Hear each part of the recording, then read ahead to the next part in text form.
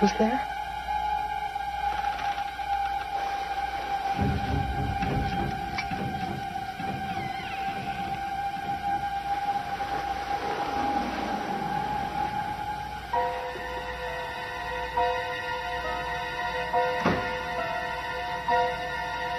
Who's there?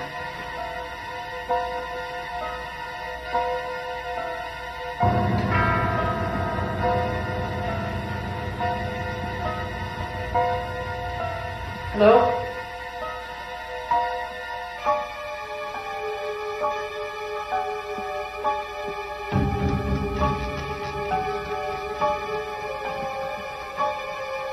Hello?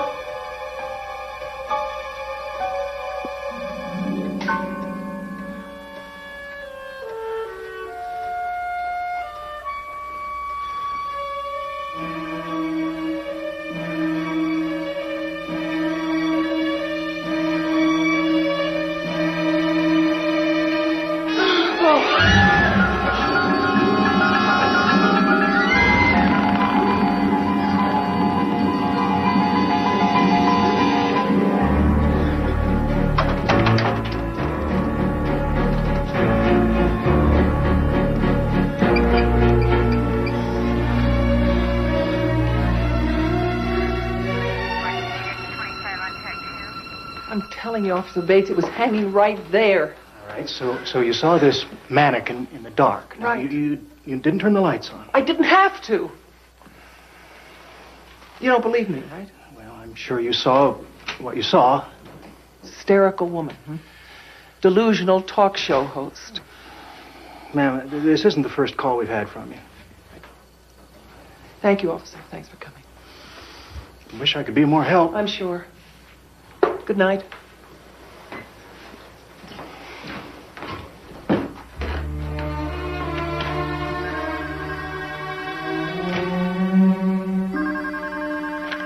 Mason. What is it, Della? Yeah, I know she's an old friend of yours. Oh? I'll come right over. Della, please stop apologizing. I was getting up in another 3 hours anyway.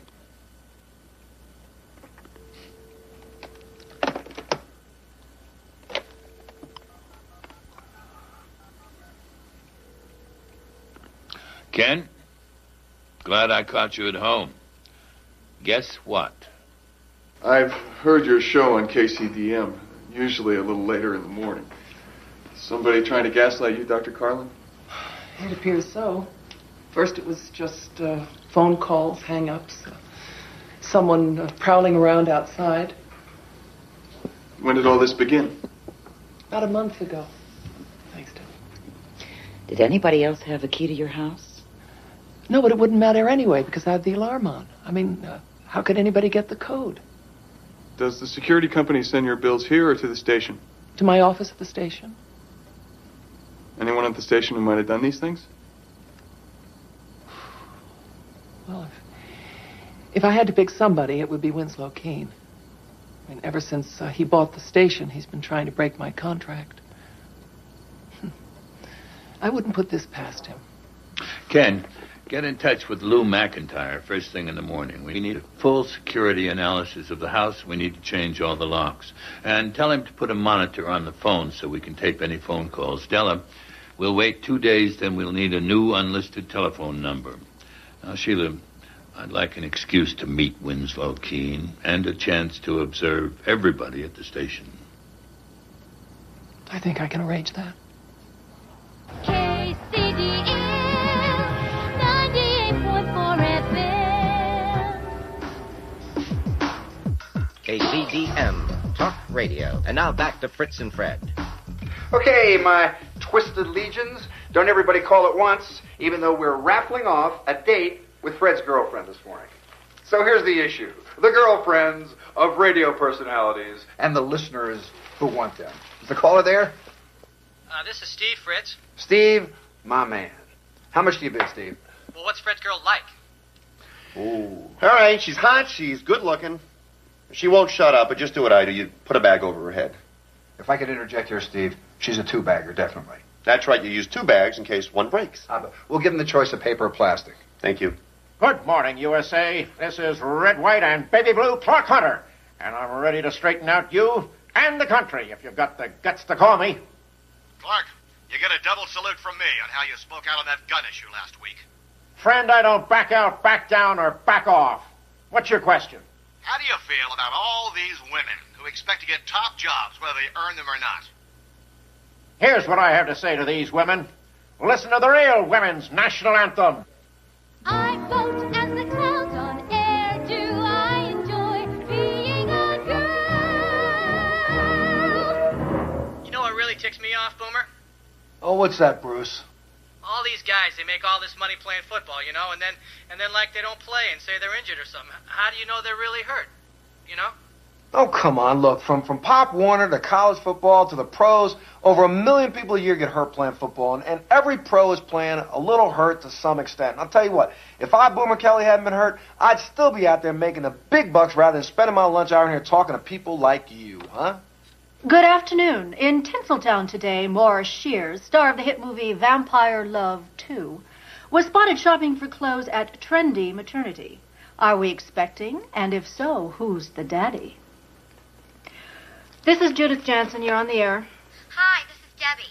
Hi, Debbie. What's your question? For the past hour this afternoon, we've had the considerable pleasure of interviewing the eminent defense lawyer, Perry Mason. Before our time is up, Mr. Mason, I'd like to pose a legal question of my own. That is, if you will indulge me. Depends on the question. A man shoots his victim in the head.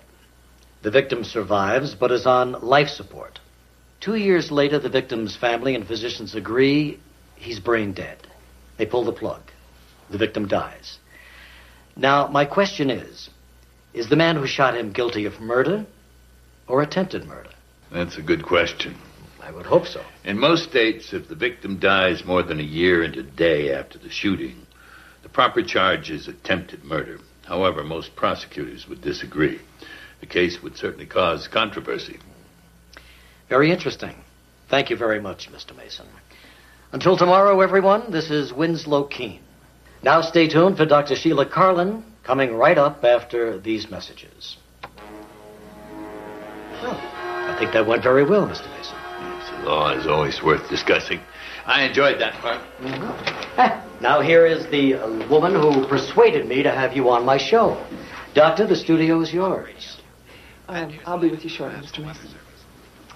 If you'll excuse me, I've called a staff meeting. You'll be hearing about it. Are you aware that Dr. Carlin has had some disturbing occurrences at her home during the last month? I've heard about them. Probably someone who actually took her advice and lived to regret it. Any idea who that might be? No, but if I find out, I'll let you know. Good, Mr. Keane. Whoever it is, they will live to regret it. Goodbye, Mr. Mason. I'm making some significant changes. All right, Winslow. You've had your little moment of drama. Now, what's this all about? There's been a steady decline in revenue for the past 6 months, so I'm changing the station's format. Beginning Monday, KCDM will be playing music during the day, and you'll all be working at night. What? Oh, come on. Yes, Fritz and Fred, the bad boys of radio, will be dispensing their tastelessness from 8 p.m. to 11 p.m. What? There is no way. Our morning drive time gets the highest ratings in this city. Nobody listens to KCDM at night. Hey, man, we've got an offer from L.A. We're going. Believe me, you two aren't going anywhere. And you, Judith, you'll be purveying your mindless gossip from 10:30 a.m. to 11 a.m., from 3:30 p.m. to 4 p.m., and 11:30 p.m. to midnight. Live. Well, that's a 14-hour day. I couldn't possibly work those hours. Pity. And you'll be mispronouncing the names of Major League cities from 4 a.m. to 5 a.m. You can't do this to me. Let's face it, Boomer, I just did. You're a charity case. What other station in town will hire you? And you, my pseudo-intellectual friend, will wrap yourself in the flag from 5 a.m. to 6 a.m. I see how this works. You're saving the best hours for yourself. Well, that's true. Well, I'm calling my lawyer. And the first thing he'll ask you is how you intend to pay him when I cancel your contract. Your contract stipulates you can't work anywhere else for the next 27 months. Well, we'll just see about that. And when Dr. Carlin gets off the air, you can tell her she's going on the air from midnight to 3 a.m. Anyone still up at that hour deserves her 1-minute psychiatric evaluation. See you later, bad boys.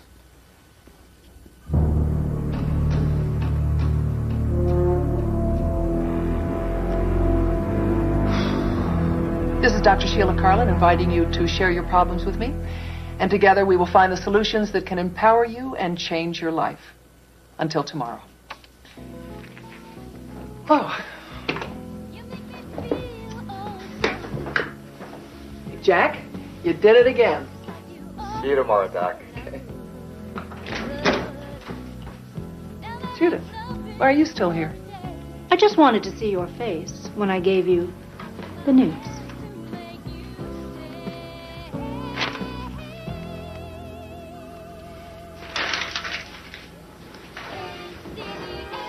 Winslow? Winslow? Winslow, just hold on. Wait a minute. Wait just a second. I don't care who owns this station. You cannot do this to my show. But I can, and I will. But I won't let you treat me this way. You know what I like most about you, Dr. Carlin, is how seriously you take yourself. Oh. As if any of your psychobabble actually helps anybody. Will you shut up, Winslow? If you had any competence, your own daughter would still be alive. Read the fine print, Doctor. I own the station, I own your contract, and I own you. Excuse me.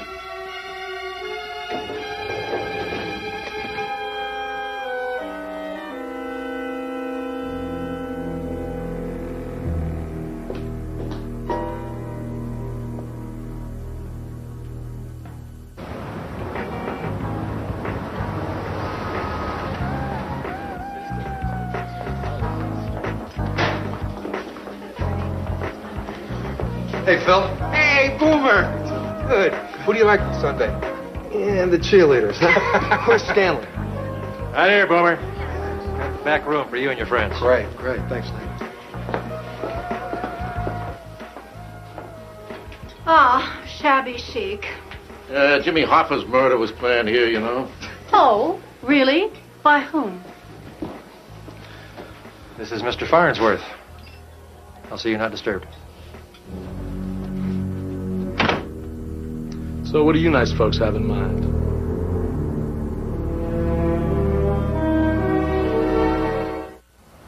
I'm sorry to say that Keane is right, Sheila. Under the terms of this contract, you're tied to the station for the next 3 years. Well, I wish you'd been my lawyer then, Perry. Well, I wouldn't have let you sign these. How could I let myself in for this? Don't be so hard on yourself, Sheila. You just lost your daughter. Your husband was divorcing you, and you weren't thinking clearly. Wasn't thinking at all. I've counseled people whose children have died of a drug overdose. When it's your own daughter, it's different. I did blame myself. And then when Tom blamed me too, I was lost. You certainly had good reason to be lost. Perry, considering the stress I was under, is this contract valid? I'm afraid it is, my dear.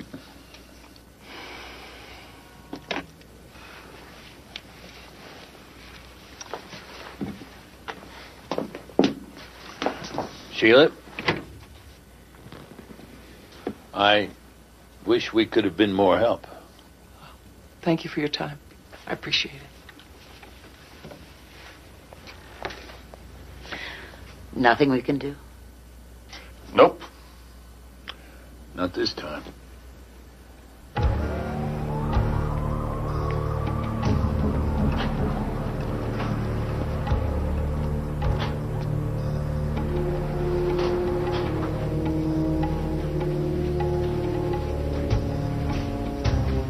Turner? You Wallace? Yeah. Let's go.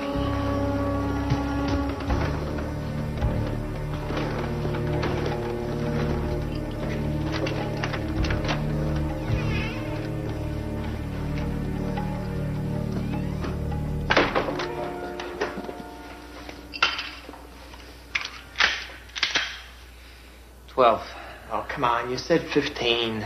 There's no discount. 12. Okay. Wallace? Drive carefully.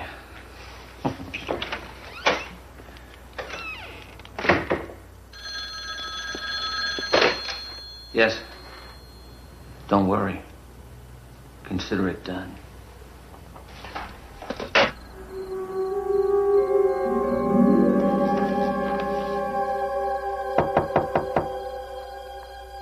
Who is it? Florist delivery, sir. Well, just leave it out there by the door. I'm sorry, but I need your signature.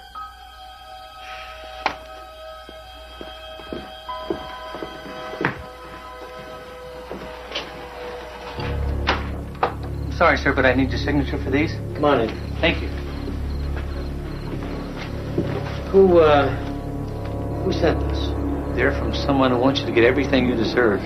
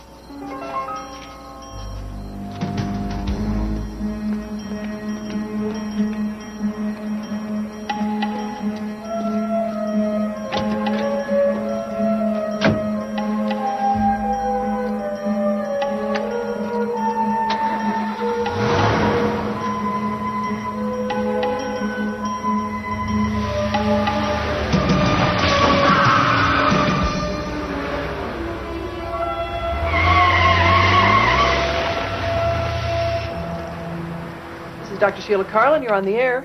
Listen carefully. I can only say that I'm stunned at both your lack of compassion and your stupidity. And furthermore, your audacity in Winslow referring to Keane? what you do as constructive, when any fool could see that... Winslow? Winslow? Oh, my God.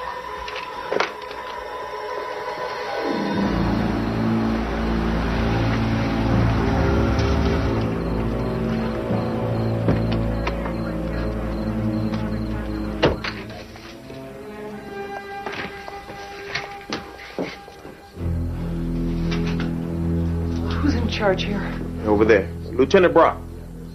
Lieutenant Brock, hello. I'm Dr. Sheila Carlin. I was on the air with Mr. Keane when this happened, and I got here as soon as I could. Who did this? Well, that's what we're trying to find out. Dr. Carlin, what kind of a car do you drive? A Jaguar. Mm-hmm.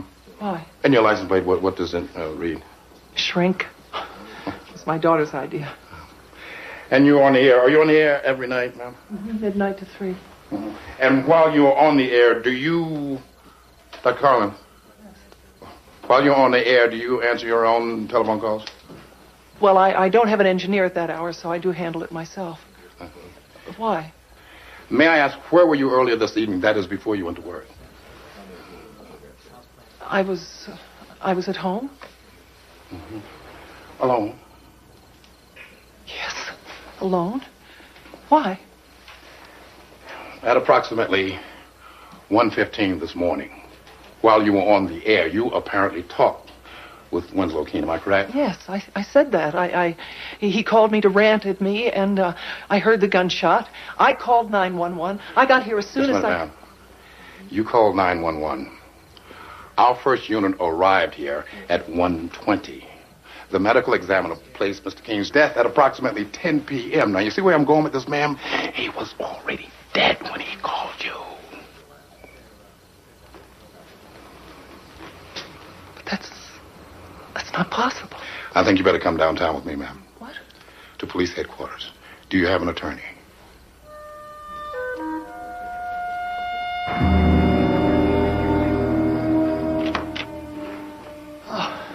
Can we go now? I'm afraid not yet. What? Dr. Carlin, do you recognize this tape recorder and tape? No. Why? We found it in your home. My home? We believe, ma'am, that at approximately 10 p.m., you shot and killed Winslow Keane. And then at 1:15 a.m., while you were on the air, you answered a call from Mr. Keane. It was Winslow Keane. The whole audience heard him. We believe you manufactured that call from a Winslow Keane broadcast, which, of course, would give you the perfect alibi.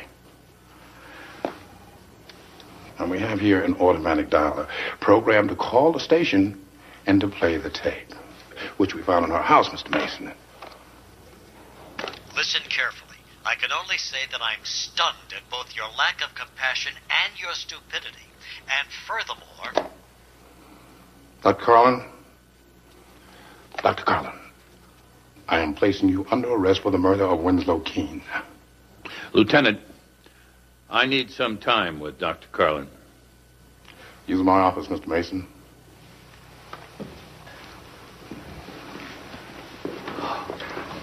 I swear to you, Perry, I don't know anything about this.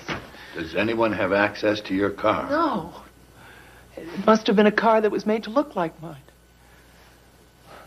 Is that all they have on me? No, there's more. Lieutenant Brock's men found the murder weapon hidden in your basement.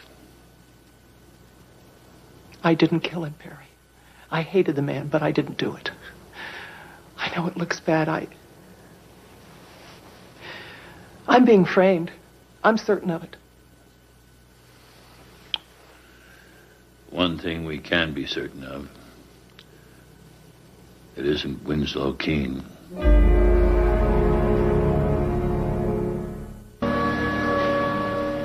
What is that? That is a new herbal tea. Cypress. That's a tree. It was. This is going to relax you. I am relaxed. Well, this will make you more relaxed. You know a lot about witchcraft.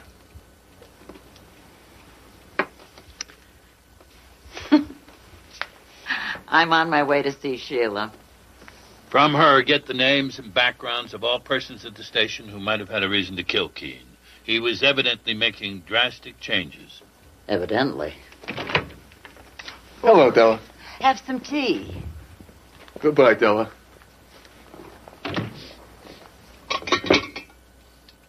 Smells like tree bark. It is. What'd you find? The murder weapon was a cold gun. No serial numbers, untraceable. Anybody could have bought it. I can check out some very shady types I know. You do that. I'll be careful. You be careful.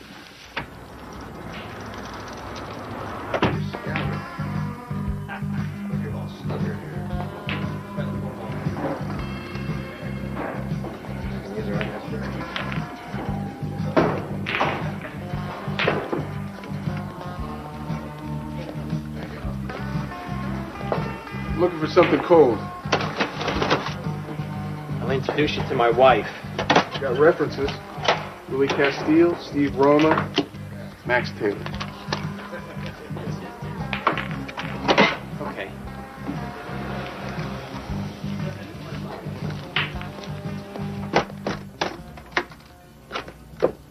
Take your pick, my friend. Looking for a Desert Eagle. I'll pay top dollar. Too bad you weren't here 2 days ago. I had one, but I sold it, but not for top dollar.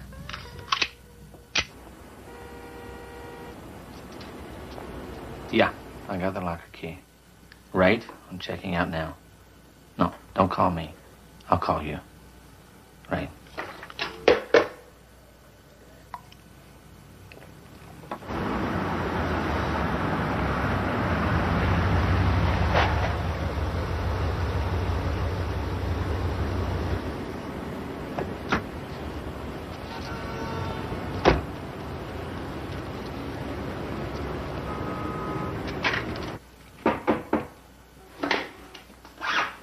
Who is it? My name's Molansky. I'm an attorney. I just want to talk to you. Open the door.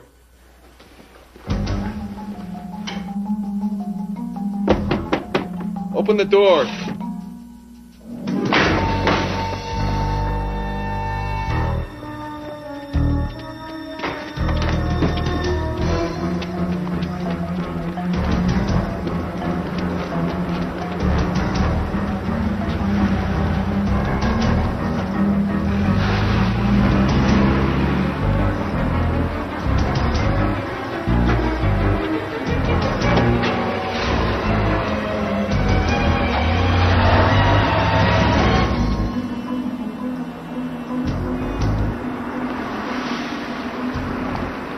This storage place is open. It is for me.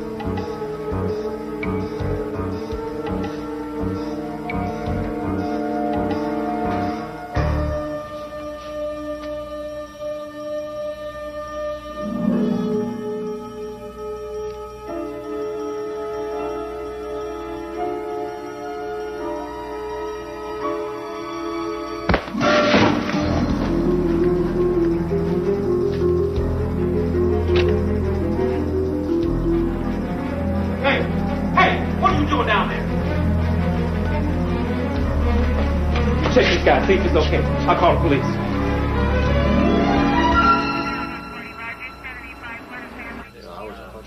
So there's nothing you or anybody else can do about these guys here. Okay. All right, the security guards didn't get a good look at this guy. Anything that you can tell me about him? I didn't get a good look at him either. But he's the man who killed Winslow Keane. Well, isn't that interesting when all of our evidence indicates that Dr. Sheila Carlin did it? The gun that killed Keane was a Desert Eagle. Very unusual. The man who attacked Ken tonight bought one 2 days ago. Ken trailed the guy, backed him into a corner. Don't forget, the guy robbed him. The guy we're chasing after bought the gun from a guy named Wallace. He runs the 8th Avenue pool hall. Oh, I know him. I'll talk to him, but he's not going to cop to anything. Lieutenant, you want to take a look at this? Looks like about $100,000. So that's why he was trying to get to that locker. That's where he kept the stash. I don't want a round-the-clock stakeout in this place. When he comes back for the cash, that's when we'll nail him. When you do, Lieutenant, we'll have our killer.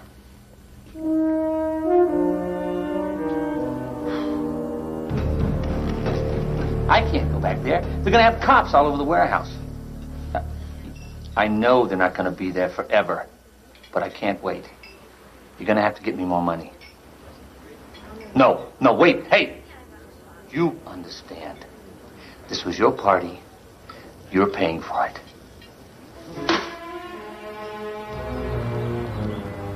Winslow Keane should have fired his gardener. Why don't I check around outside? Good idea.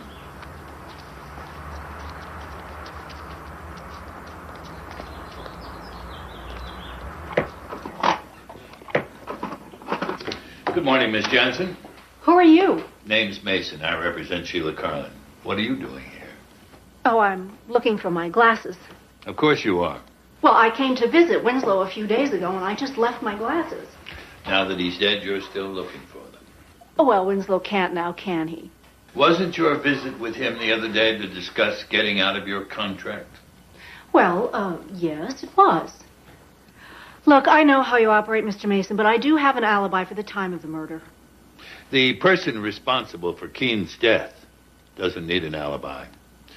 It was a murder for hire. A hitman? Sounds colorful.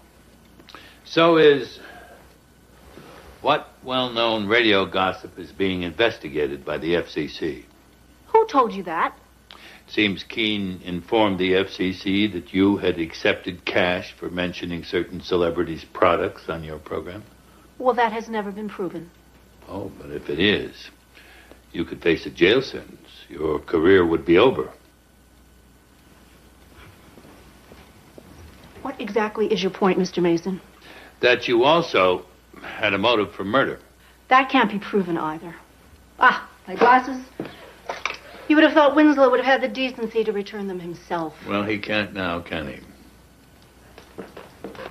2 nights before Winslow Keane died, you and 4 of your colleagues had a private meeting at a certain restaurant. Special occasion? It was just social. Why wasn't Sheila Carlin invited? Frankly, she's not that popular. Terrible temper, you know. Good luck with your case, Mr. Mason. No. Good luck with yours. That is a subpoena. We'll be delighted to see you in court.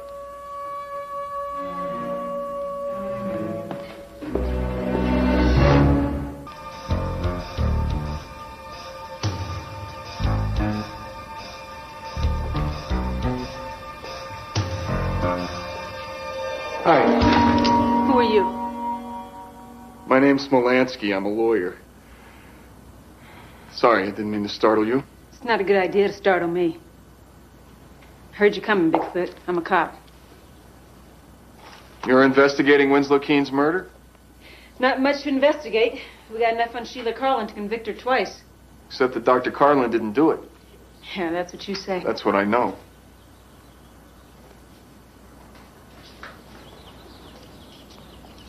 Well, there's no evidence here, but look around. It'll keep you out of mischief.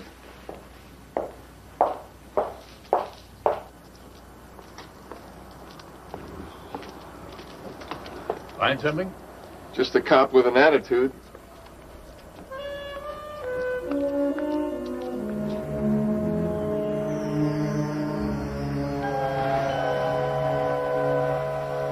What can I do for you? My name's Mason. My name's Smolansky. We're representing Dr. Sheila Carlin. Oh, yeah. The shrink who popped that little guy. What's his name? Keane. Winslow Keane. Yeah, that one.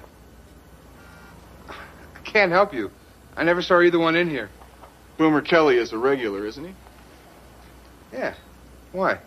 Mr. Kelly had a dinner party here last week. In the back room, all 6 of them. Kelly, Hunter, Moore, Fisher, and Jansen. That makes 5. You did say 6. One guy came late. Who was that? I don't know. Maybe you should ask Mr. Scanlon. Afraid I can't help you. I wasn't here that night. This gentleman seems to think that you were here. Don't you remember? I was home with the flu. Oh, yeah. What's the matter with me? He's right. I'm sure he's always right. If you happen to remember the name of man number 6, give us a call.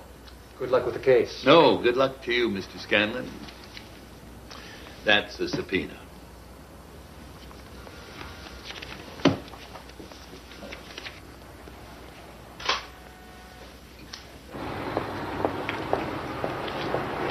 I'd really like to know who man number 6 was. Well, they're not going to tell us. Heard from your gun dealer? He's ducking my calls, but he's usually there on Friday nights counting his receipts. Huh. Let's hope he's had a good week.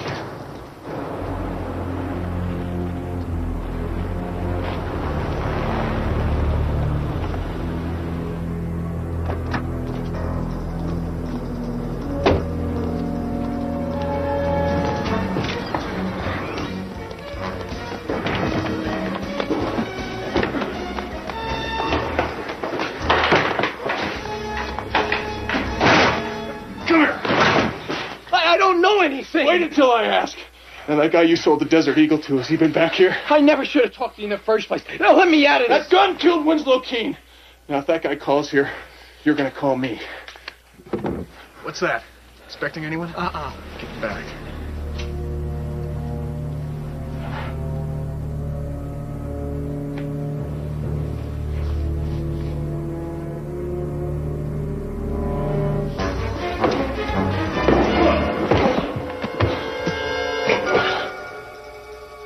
Hi there.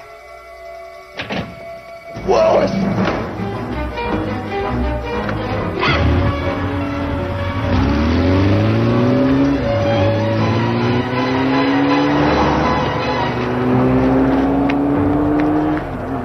Thanks a lot.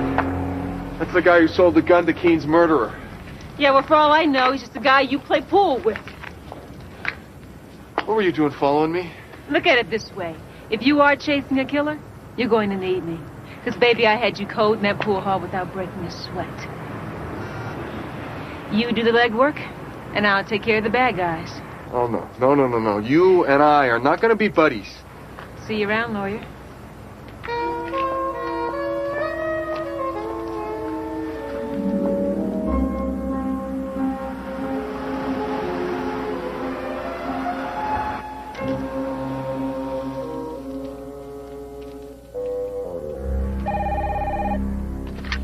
Lansky. It's Wallace. What have you heard? I could get killed talking to you. Look, this guy called again. He says he wants another piece. Well, he knows you can identify him. You better stay clear of him. Look, if I give you a name, it's worth something, all right? Because I got to get $10,000 to get lost. If it's the right name. Look, meet me in the pool hall in 30 minutes. And bring the money. Wait a second. That's not a good idea.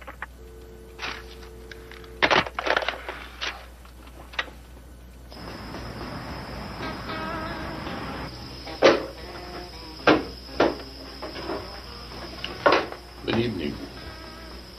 Uh-oh. I didn't order a lawyer. Did you order a lawyer, Fred? Sure. Extra large. To go. Would you hand me that right here? Another stunt? Stunt? What stunt? We like girls. No, you're right, Mr. Mason. We're giving away a harem. 30 girls. Count them, 30. What can we do for you? Mr. Keane forced you into accepting an unfavorable time period for your radio show. Did that make you angry? Us? Angry? Going from drive time to dead time? Why should we be upset? Your dinner at Scanlon's bar, you used it to discuss what to do about Keane? Nah, we were just hungry. Actually, it was a wine tasting. With 3 people you didn't like? Hey, we like everybody. Even you. But especially her. Yes. She could be a great companion. Now, I've been through Keane's files. He had signed contracts with everyone but the 2 of you. Now, why was that? Sloppy management. Or was it because he didn't need contracts? Did he threaten you with a certain videotape? A videotape of the 2 of you and several underage ladies? What a great rumor. How many were there? Shut up, Fred. Look, there have been groupies that throw... Keane was blackmailing you into staying with the station, wasn't he?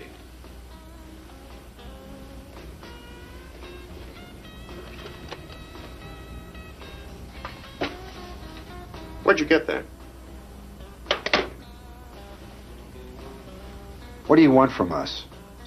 The name of man number 6 at that dinner? There were only 5 of us there.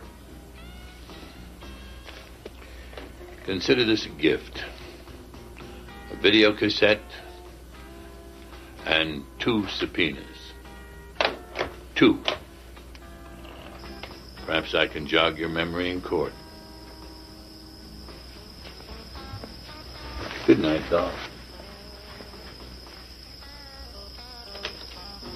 Yeah, look at this. The 3 Stooges go to Mars.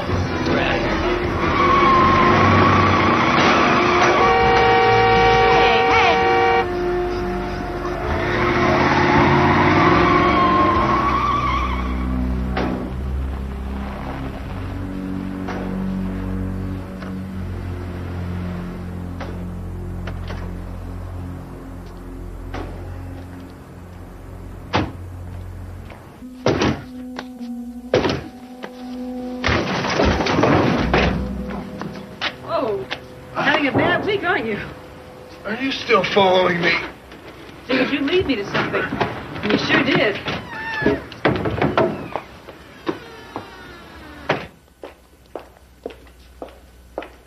He was shooting at me. I didn't get a good look at him. Neither did I. But I got a look at the woman in the car with him. Can you identify her? Oh, yeah. I grew up with her.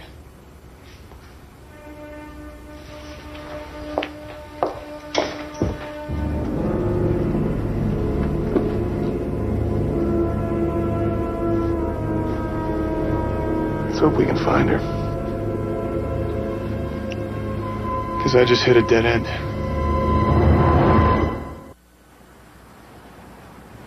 And by practicing what I preach, I hope that I can demonstrate that even the most negative situation can be an opportunity for personal growth. I'm confident that you will always support me. Well, I'm ready to hear from you. You're on the air.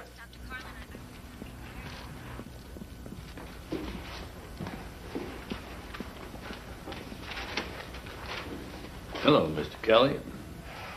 You're Sheila Carlin's lawyer, right? That's right. She's got a lot of nerve, you know. She murders Winslow Keane, then comes right back in here and does her own radio show. You didn't like the changes Winslow Keane made here at the station, did you, Mr. Kelly? Nobody did. In the history of your professional problems, you also had a history with Mr. Keane. I don't know what you're talking about, Mr. Mason. I heard that Winslow Keane was directly responsible for the end of your football career. In a restaurant 5 years ago, he approached you after a game you lost. You didn't like what he said about your performance. Look, I've heard this before. It sounds like a broken record, and it's all nonsense. You hit him, knocked out his front teeth. Later, two men you couldn't or wouldn't identify caught you in a parking lot and broke your knees.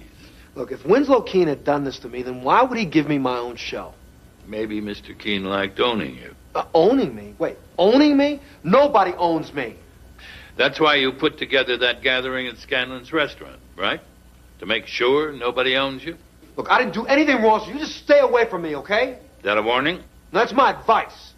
Mr. Kelly, you had two very good reasons to hate Winslow Keane. For most killers, one is enough.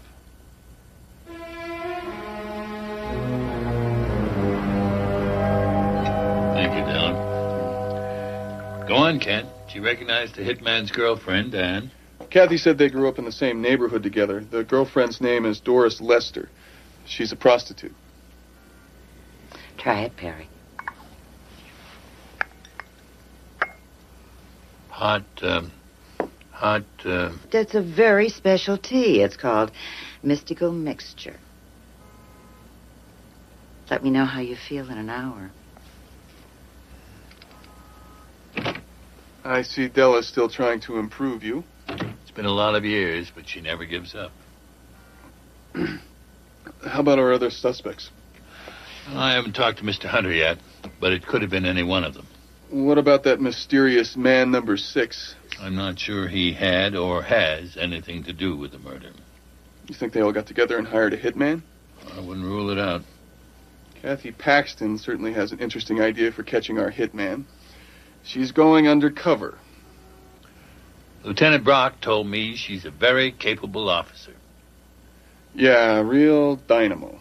Ken, for some of us, taking direction from a woman is a new experience. You've always handled it beautifully, Perry.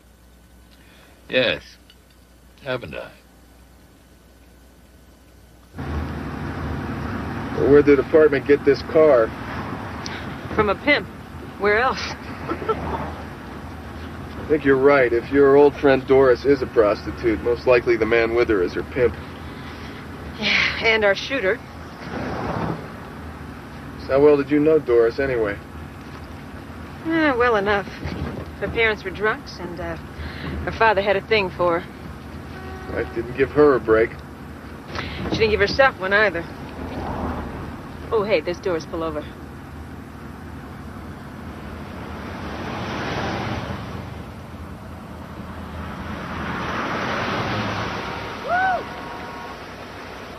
There goes Doris with the John. Well, let's hope that's a quick romance.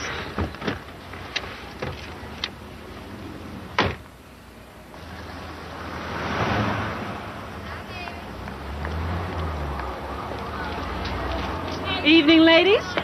Look, this corner's taken. Oh, honey, I don't work on a corner no more. Used to. So my man over there set me up in high style at the Taylor Arms. Well, then what are you doing here? Making you an offer. 50-50 split with the man. Medical care and security on the premises. And none of my man's girls get knocked around. Huh? Yeah, well, we already got us a man looking after us. Yeah, and he wouldn't like us talking to you. So why don't you take a hike? Please. Yeah. Well, you know what? My man doesn't take no for an answer. You're gonna like working for him. Hey, look, we don't want any trouble. Then okay? Don't give me any. Okay. Why don't you get lost? Be nice, sweetie. We're gonna be friends.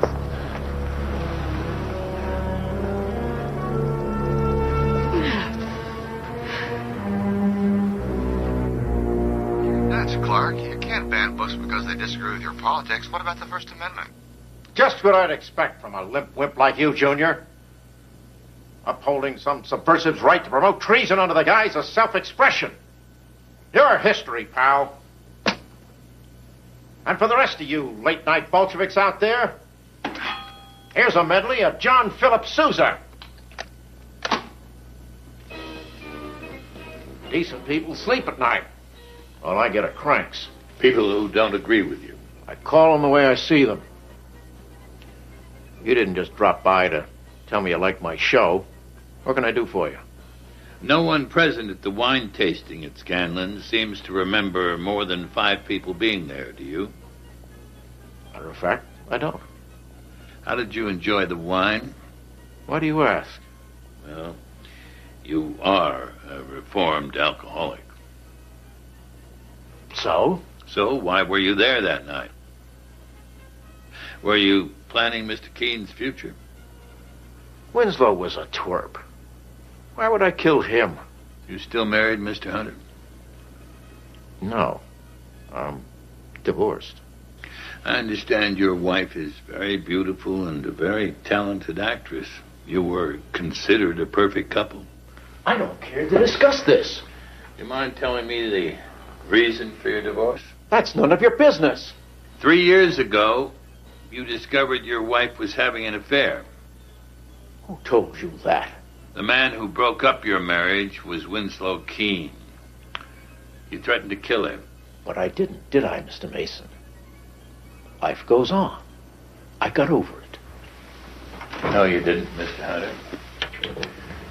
No, you didn't.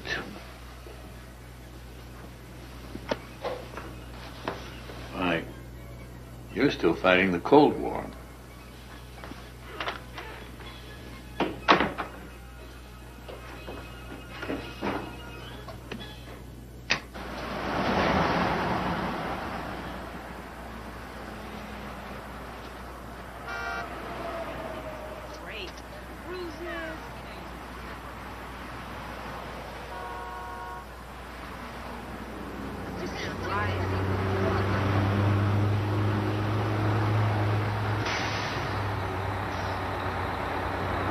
I'm telling you. Okay, baby, take it real easy. Real easy. Come with me now. Come on. Come on.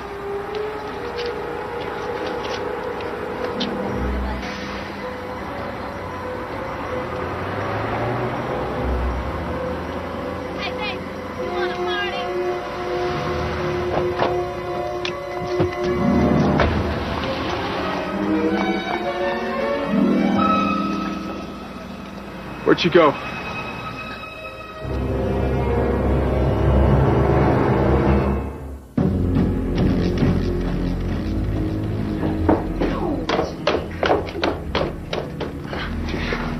You're gonna love this place, baby. Wall-to-wall view. I was just doing what the man told me, you know? Yeah.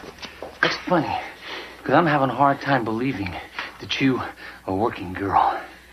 Well, I'm not. I mean, you know, I wasn't. It just, look, I got laid off a year ago, and I couldn't make my rent, you know? You heard it before. Yeah, I've heard it before. Many times. I I don't care who I work for. You know, the guy was just there, and I needed protection. Hey, look, I'll work for you if you treat me decent. You'll work for me, all right. As soon as I teach you my way.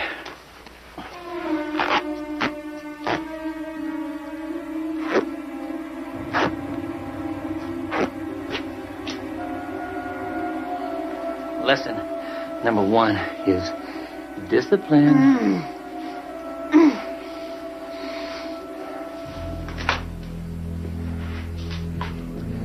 I will be back.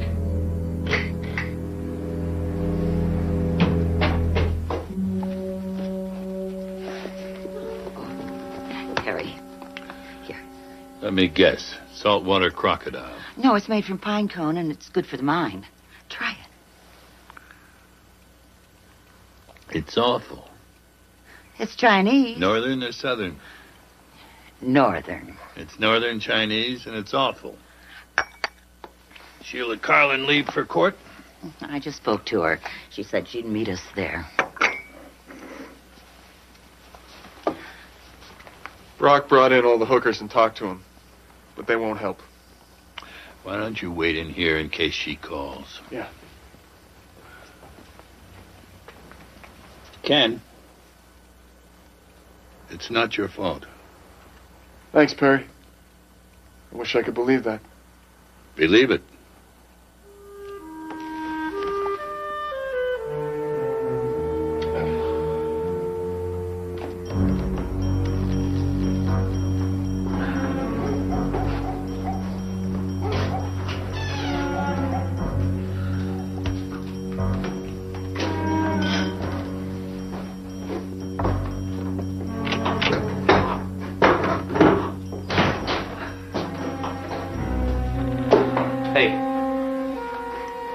Fell asleep waiting for you. You have a big night? Just one. But he liked me.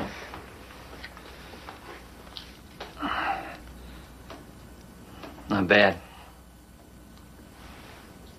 So I heard you had some trouble last night? Yeah. We got a new girl. Downstairs. In the basement? Sensory deprivation.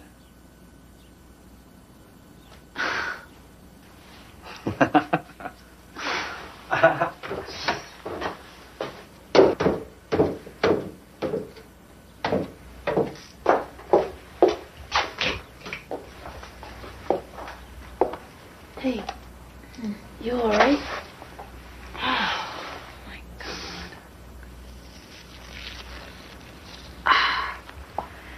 Hi, Doris. Hey. Ladies. It's time to go to work, hey? Hey, baby. You ready to go to work? Sure. Whatever you say. Oops. Hey. What have we here?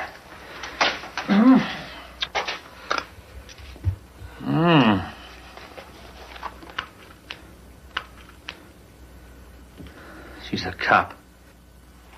We got orders to roust our quota of hookers.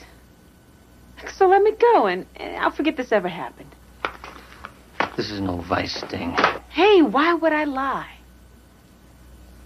That's a good question. Come here. Come on.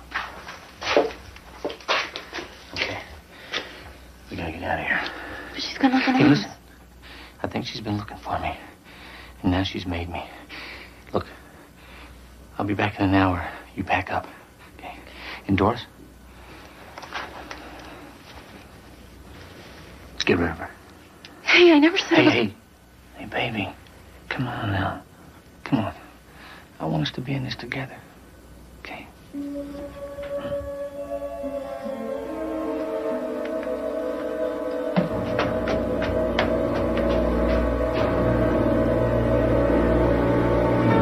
And this handgun, which has previously been identified as the murder weapon, was found where? In the basement of the defendant's home. Lieutenant, I now show you an audio tape cassette. Mark Peoples Exhibit number 2 and ask if you can identify it. Yes, it has my mark on it, and it was found in the defendant's home, Dr. Sheila Carlin. What can you tell us about this tape, Lieutenant? It's an edited tape of a Winslow Keane broadcast. Have you compared it with the transcript of a telephone call made to Dr. Carlin on her show the night of the murder? Yes, I have. That's Mr. Keane's half of the conversation. Could this tape machine and automatic dialer found in Dr. Carlin's home have been programmed to call the station that night and play this tape, Lieutenant? Yes, I personally programmed a test call to the station using that tape. I also examined telephone company records, which indicated a call had been made from Miss Carlin's home to the station at 1:15 a.m. on the night of the murder. We've previously had testimony that Mr. Keane's time of death was no later than 10:30 p.m., more than 2 hours earlier. Well, that is correct. The deceased couldn't have made the call. Then this tape and the call were just an attempt by the defendant to establish some kind of alibi. Objection. No foundation calls for improper opinion. Sustained. Nothing further. Thank you, Lieutenant.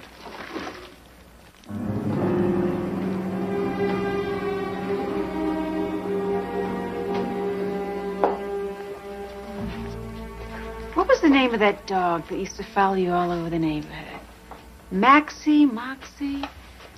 Stop trying to pretend we were friends. We weren't ever friends. So we didn't hang out, but we knew each other. I knew what your father did to you. Shut up! Or what, you'll kill me twice? He can't even pull his own trigger, and you're ready to do life in prison for him? I'm not going to prison, okay? We're moving in on him, Doris. Get out before you go down with him.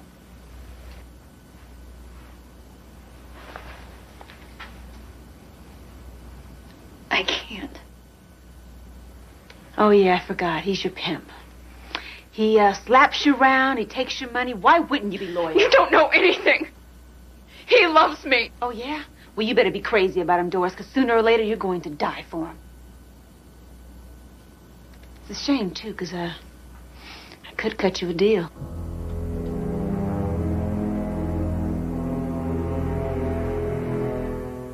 Armstrong, how long have you made deliveries for Morton Pharmacy? About a year and a half. You've delivered prescriptions to Winslow Keane's house before the night in question? Oh, yeah, many times. Will you tell us what you saw on your last delivery to Winslow Keane's house? Sure. I went there, same as always, and I rang the bell, and nobody answered. So I knocked, and he still didn't answer. So I figured, maybe he went someplace. Did Mr. Keane usually wait at home for his prescription deliveries? Oh, yeah, always. See, he took digitalis, and he can never remember, to call until he ran out. And so he was always very anxious to get it. But on this night, he did not answer the door. No. Then what happened? Well, I decided to go back to the store and to have the pharmacist call him. And I was just about ready to pull away when this car comes barreling out of Winslow Keane's driveway and damn near hits me, driving away. You got a good look at the car? Oh, yeah. Up close and personal. Will you describe it for us? Sure.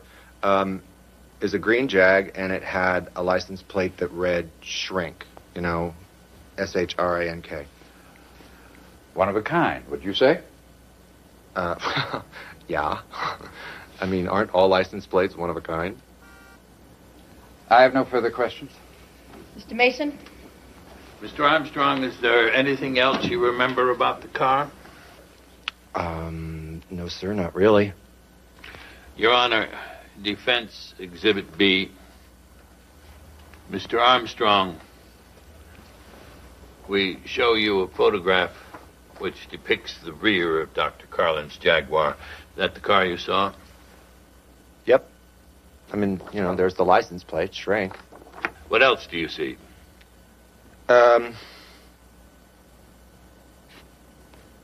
A bumper sticker in support of protecting dolphins. Now, you stated you saw the license plate up close and personal, but you never mentioned that bumper sticker. Why not? Well, I guess I didn't see it. Your Honor, What is the point of this? Your Honor, defense contends that whoever wanted to frame Sheila Carlin removed the license plate from her car and put it on another car, an identical Jaguar. But they overlooked the Save the Dolphins bumper sticker. Defense has no further need of this witness. Mr. Markham, I have no further questions. witness is excused. Mr. Markham. Your Honor, the people rest. Mr. Mason, you may call your first witness. I call Nick Scanlon to the stand. Mr. Scanlon, on the night of the wine tasting arranged by Mr. Kelly, how many people were in attendance? I wouldn't know. 5, I guess. You don't know exactly? I wasn't feeling well, so I stayed home that night. You did not stop by your restaurant? Ask any of my employees. Oh, I have. I remind you that you are under oath and face the penalty of perjury. Now, I'll ask you once more. Were you at any time at your restaurant that evening? No. No? No further questions?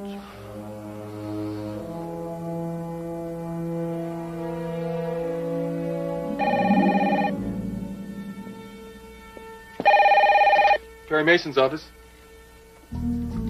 Where? Yeah, I got it. Who is this?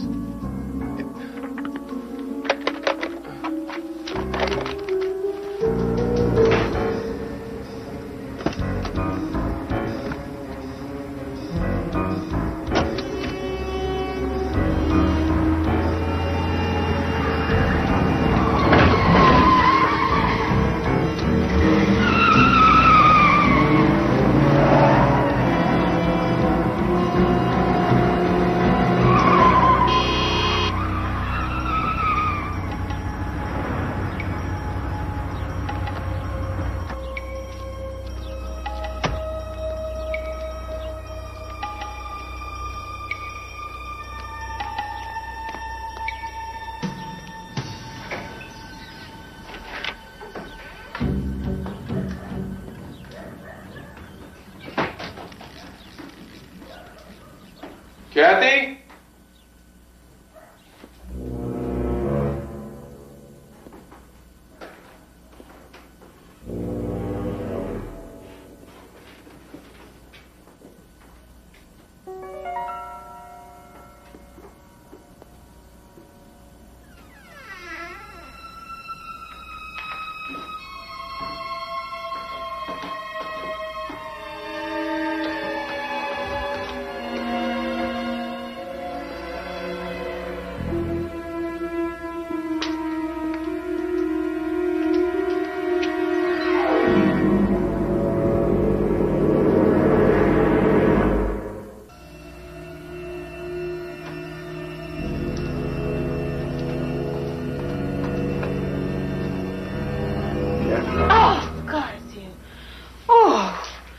I thought he was checking to make sure I was really dead.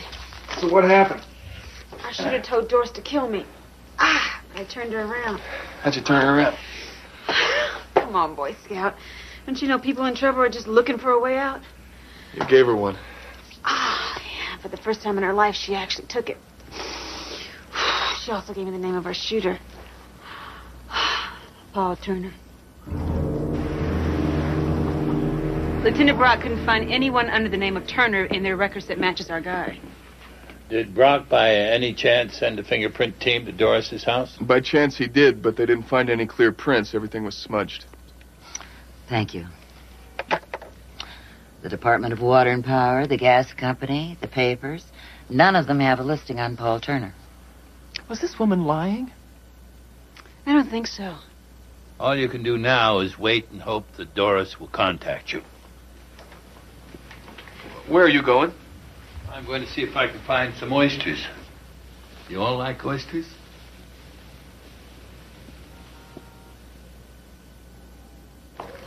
These oysters are excellent. Thank you. You want anything else? The name of Man number 6. I told you. I don't know. I wasn't here. Aren't you curious as to why I called you to be a witness? You lawyers do strange things sometimes. True. But I wanted you to make a declaration under oath. What's this got to do with me? On the night of the alleged wine tasting, you placed a call on your private line from here to your brother in a Miami hospital. Here's a copy of your phone bill. Now, maybe now, you'd like to tell me about man number 6. Where is he? Why the hell doesn't he call? Take it easy. Hey! Hey. Are you telling me what to do, huh? Are you? No, I'm just trying to be helpful. Yeah. Why haven't you called, huh? I got cops looking for me. What? Well, you double-crossing... Hey, don't... He hung up on me. He says that he can't get any more money. He says that Mason is on their case. He thinks he's going to get away with this. He's not. They may not get any more money, but I sure as hell can stop him from fingering me. Yeah. Yes, indeed.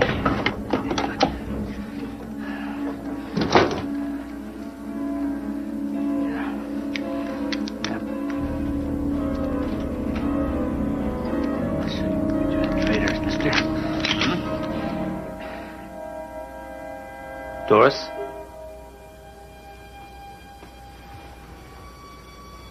Doris!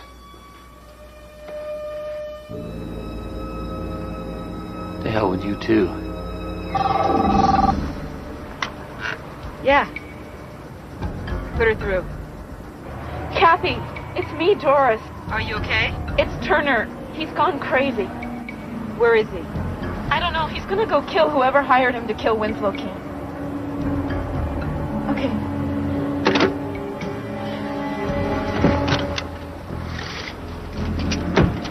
What's up?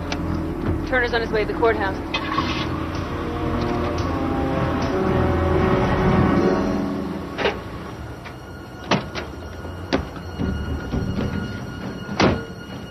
Good afternoon, officer.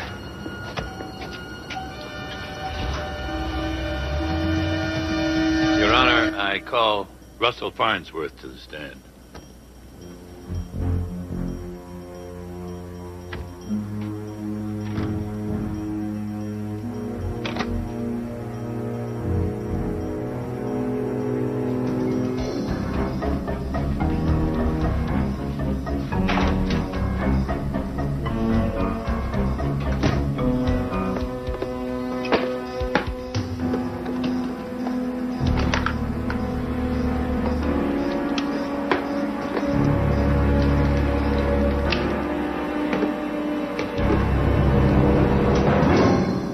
State your name and occupation. Russell Farnsworth. I'm a private investigator. Mr. Farnsworth, on the night of the 10th, did you meet with 5 people in the back room of Scanlon's Oyster Bar? Yes, I did. Any of them in this courtroom? All of them. Would you point them out, please? Him, and her. Will all of you please stand?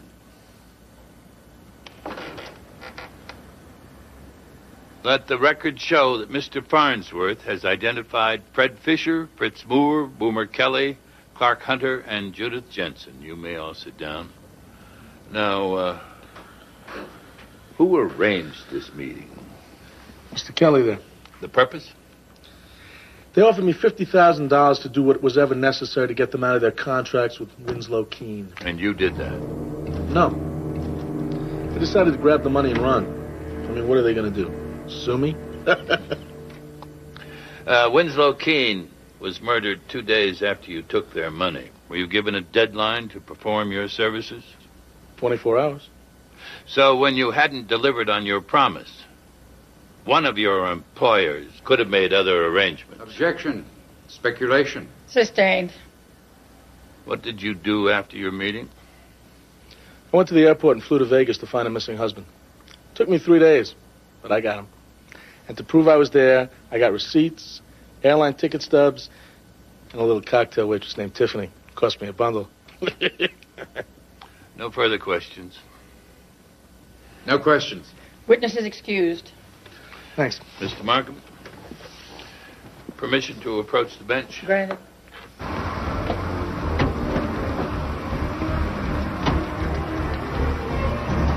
Your Honor, these 5 people had motive, opportunity, and the desire to inflict bodily harm on Winslow Keane. Your Honor, we still have the tape, the recorder, the automatic dialer, and the murder weapon.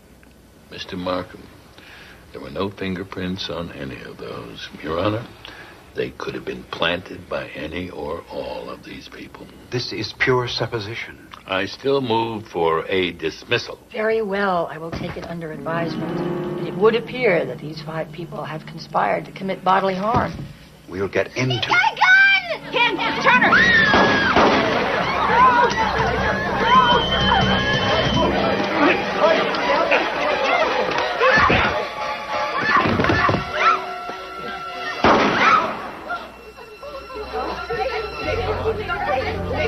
Hey, let's get the paramedics immediately. The court is adjourned.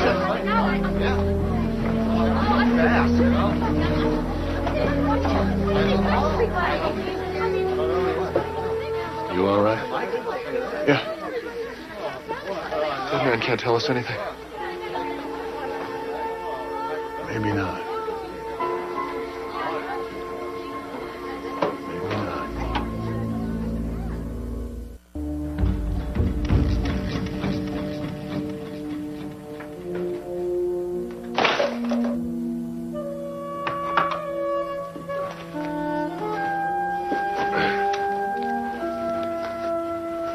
This guy certainly was a case. Take a look at this.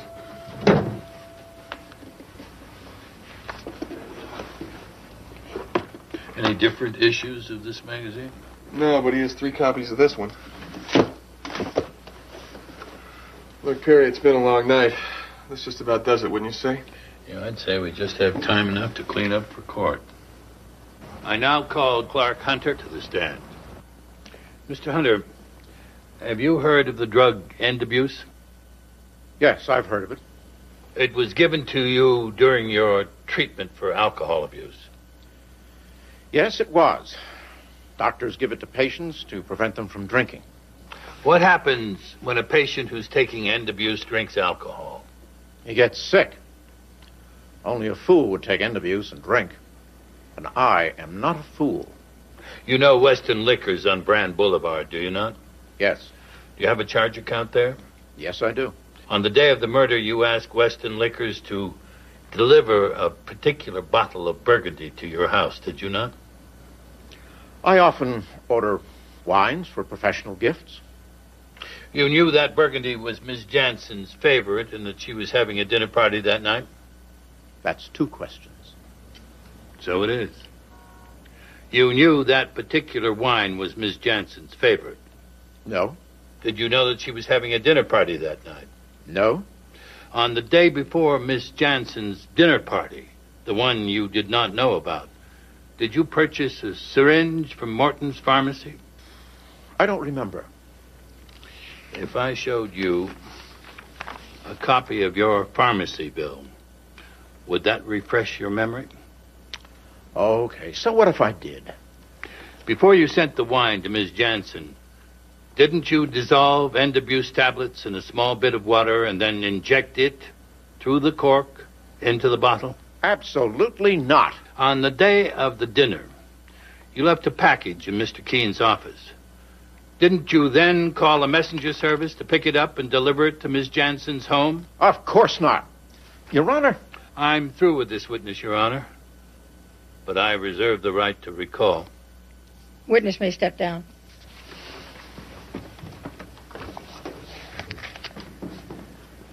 I now call Judith Jansen to the stand. Ms. Jansen, do you recognize that bottle? Yes, it's my favorite burgundy. On the night Mr. Keane was murdered, you canceled the dinner party that he was invited to, did you not? Yes, I did. Why? Well, I had some of this burgundy that afternoon, and it made me so ill that I ended up in the emergency room at Good Shepherd Hospital. Defense Exhibit G, Your Honor. The doctor's report from Good Shepherd Hospital. The diagnosis is toxic poisoning. Ms. Jansen, you're certain it was that burgundy that made you ill? Well, I hadn't had anything else to eat or drink since breakfast. Where did you get the wine? It was delivered by the Monarch Messenger Service from Winslow. It's my favorite burgundy. I couldn't resist trying it. I always have a little wine when I cook. Just... Thank you, Ms. Jansen. I've no further questions. This witness may step down. Defense recalls Clark Hunter. Knowing she would cancel her dinner, you deliberately tried to make Judith Jansen ill. No, I did not. Do you know who placed that recorder and automatic dialer in Sheila Carlin's house? No, I don't. I did not. But you did maneuver Winslow Keane to be alone at home where your hired assassin killed him. Mr. Hunter, you did that, did you not? Mr. Hunter, did you not? That's preposterous. Your Honor, Mr. Mason is persecuting me. He's using innuendo, lies, half-truths. I have rights. I know my rights. Your Honor, I consider Mr. Mason to be a very dangerous man. This court should be very careful with him. This court is here to protect your rights, Mr. Hunter. Please continue, Mr. Mason.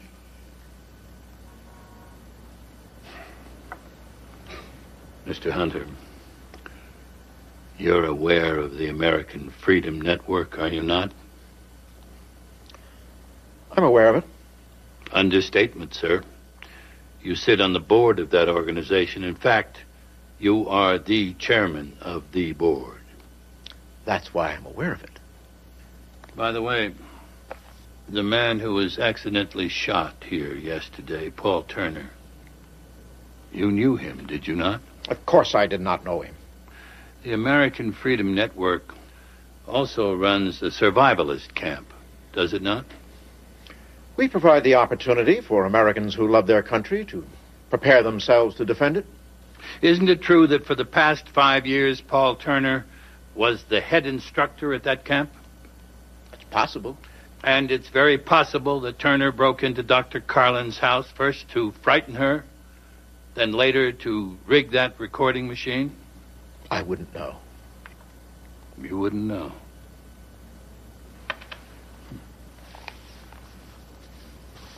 I call your attention to Defense Exhibit K. Still photos taken from the surveillance cameras here in the courtroom yesterday during the shooting. Can you find yourself in those photos, Mr. Hunter?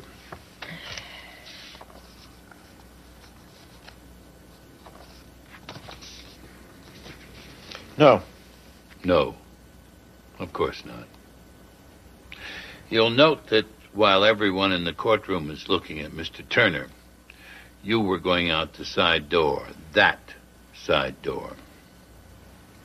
So what? So, you were the man he was looking for. You were his target. You were the only one who knew that. Your Honor, Defense Exhibit L, a sworn statement from Doris Lester, a friend of Mr. Turner's. Mr. Markham is the most literate man in this court today. I'd like to ask him to read the highlighted section for us. Your Honor, this is hardly... Mr. Markham. Well, all right. Turner got a call from someone, he said, hired him to kill a man named Keane. When he heard he wasn't getting his money, he took this gun out of the display case and went to the courthouse to shoot him. He said he'd kill him with the gun that man had given him. Your Honor, We'd like to enter into evidence Defense Exhibit Q, this display case from Paul Turner's apartment. It contained the sidearm of General George McAuliffe, a famous World War II general. Do you recognize it, Mr. Hunter? No, I don't. You should, Mr. Hunter. It contained the gun Mr. Turner brought into court. The gun you had given him. Here is the name of a gun store in Chicago. The store has a record of the purchase order signed by you, even has your fingerprints on it.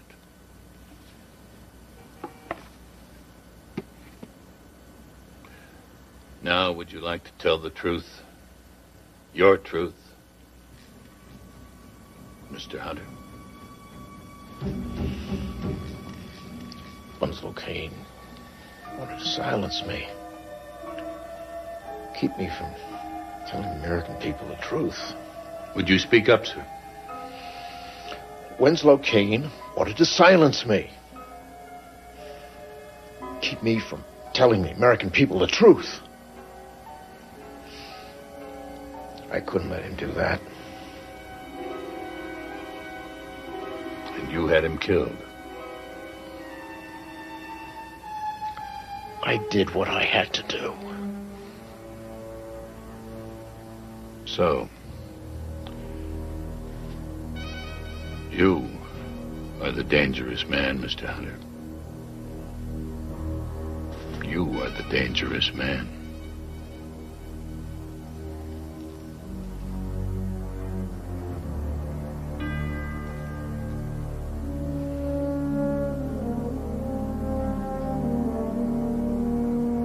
Your Honor.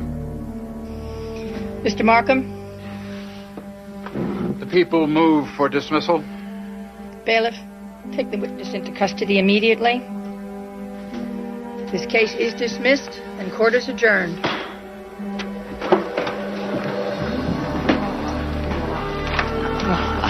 Thank you for being my friend. No need. I'd like a rematch sometime. Mr. Markham, we're bound to meet again. Care to join us for lunch? He's fine. What a shame. Not today, thanks. Oh, Sheila, have you told Perry yet? I'm starting a clinic for battered women and their children. Wonderful idea. We were talking about what I was going to do with the rest of my life. How can I ever repay you? You just did. Goodbye, PM. PM. Mm-hmm. PM. Mm-hmm. Pre-med, post-mortem, past master. Past midnight. Yeah, past midnight. Oh, not another... No, this isn't tea. I made you a fresh pot of cocoa. Cocoa? Mm-hmm. Cocoa? I haven't had cocoa since I was a boy. So? So? Mm-hmm. I've been waiting a long time.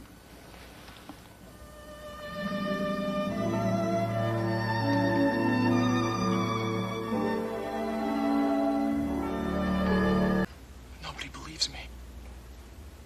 Not even you. I want to, Billy. But why won't you tell me where you were that night? Because I can't. I don't remember. Oh, Billy. Do you remember that I love you? I don't think I could ever forget that.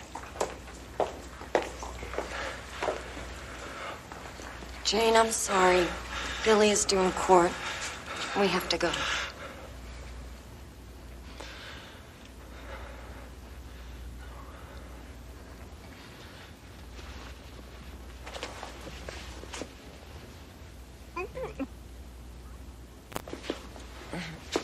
I've told you, don't ever do that to me. Cut. Come on. Let's break for lunch. And Mark, when we come back, stick to the pages as written, okay? You got it, Milt. Eddie. Eddie. Eddie, thanks. Thanks. Great. You know, Chris, I was just trying to play the moment. You really ought to try working with me, huh? That is work I don't need. Evan, The last time this happened, you said that you would talk to him about it. Mark, please, no more clinches unless they're in the script. You got it, boss. Thanks. There's something else you and I need to discuss after lunch. Just keep him away from me, all right? Chris, darling, Alex and I both want you to know that we think it's just dreadful the way that young man is treating you. Sweetheart, it is so unprofessional. I remember once when I was doing Alex, a play. please. Sorry. Anyway, if you do decide to take him to the guild on this, we will certainly support you. Thanks, Sandra. You're welcome. You too, Alex.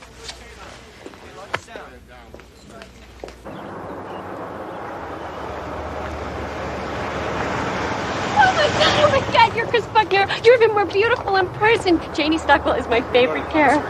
Thank you. Oh, Very nice. Could I have your autograph? Autograph. Sure. Your autograph. What's your name? It's Peg. P-E-G. Peg. I'm sorry, Miss Buckner. Is she disturbing you? No, not at all. She's fine. Oh, Thank you. You're welcome. It was really nice to meet you. Oh, nice to meet you. Take care. So nice. Ma'am, I'm afraid if you don't have a pass, you're gonna have to leave. But did you see who that was? It was Chris Buckner. She just gave me I her know, but like I autograph. told you before, there are no studio tours, no tickets to the show, and please, no more Oh, autographs. wait a minute. My cousin went to Chicago last summer and she got tickets to Oprah. Yeah. Well, we don't do that here. But I came all the way from... I know, and I'm sorry. Look, you're gonna have to go.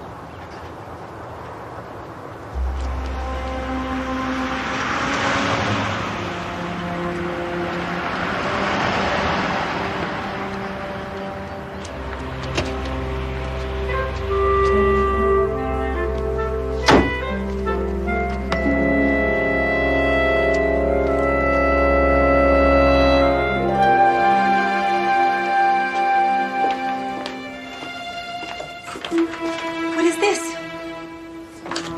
Evan told me that you and Miss Grant had to switch dressing rooms. He didn't tell you? Not yet. Wait a minute. Put this back. Put it back in there.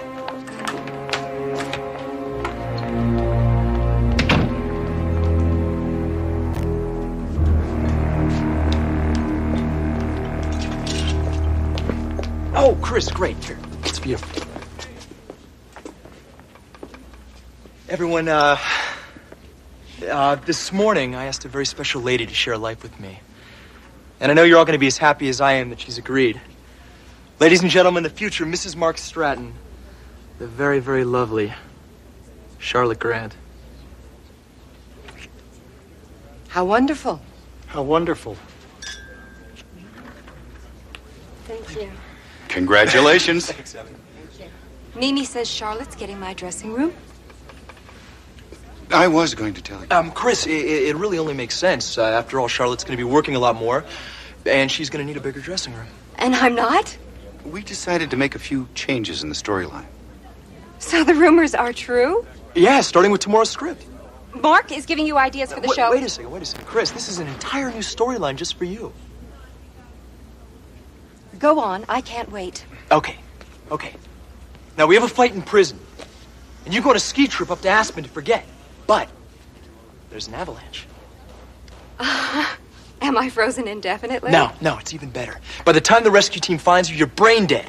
Flatline. The doctors have to put you in complete life support. Chris, the women, they're going to cry their eyes out worrying when you're going to recover. And when is that? We'll milk it as long as we can. 6 months minimum. Right. We can get Entertainment Weekly to keep tabs on it. Chris Buckner in a coma. Week 52. But I'm the love interest. Well, Chris, after your tragic accident, my attorney comes to console me, and in the midst of all my grief and all my sorrow, we fall in love. Well, it'll be great for the show, Chris. For all of us. I want out. Evan, if Chris lands on another show, that could really drain our audience. I think it would definitely be best if Chris stayed right where she is. You're under contract. Why are you listening to him? Since when does he rate special treatment? Since the network got the latest demographics report, Chris. Park has sensational numbers with the advertiser's prime audience group. Chris, I told you. You really ought to try working with me. You rat. Ow! Ow! I could kill you for this.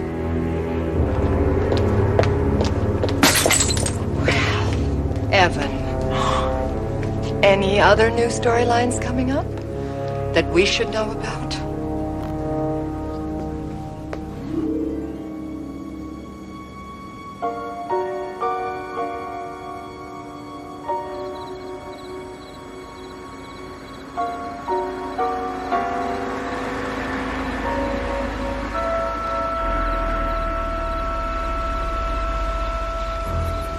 Hi, Miss Buckner. What are you doing here so late? Oh, I forgot to move some things out of my dressing room this afternoon. My old dressing room. Yeah. I heard about what happened. It's a rotten break. Yeah. Well, one day you're riding high, and the next day, it's all over.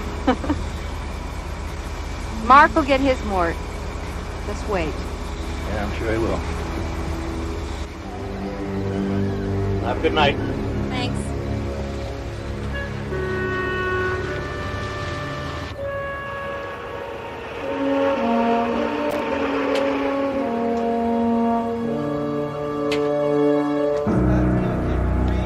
Revisions.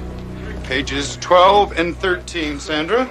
Gee, Evan, why don't you wait until the last minute? We're only supposed to shoot this in a half an hour. Network notes. They just came in last night. Anything new for me in this, Evan? There's a 20-line speech on page 8. What? Oh, my God! Kidding, Alex. For God's sake.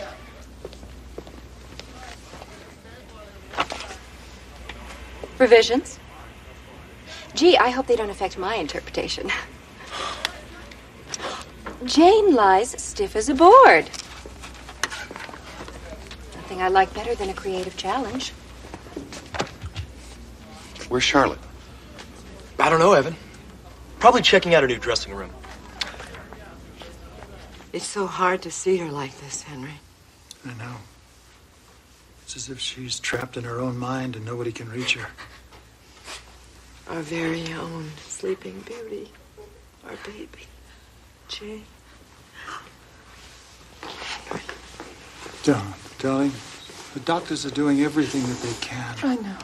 You've got to be strong for her sake. Oh, damn it, Mimi! God! Cut! Ah! Mark, could you save the yelling till after we stop the tape? Milt, she burned me! I'm sorry. Milt, I won't have to do my line over again, will I? No, Alex, we'll fix it in post. Thank you. Let's set up for the jailhouse scene. Mark and Charlotte, that's you. Charlotte? Where is Charlotte? Right here, Milt. Okay, let's block it out.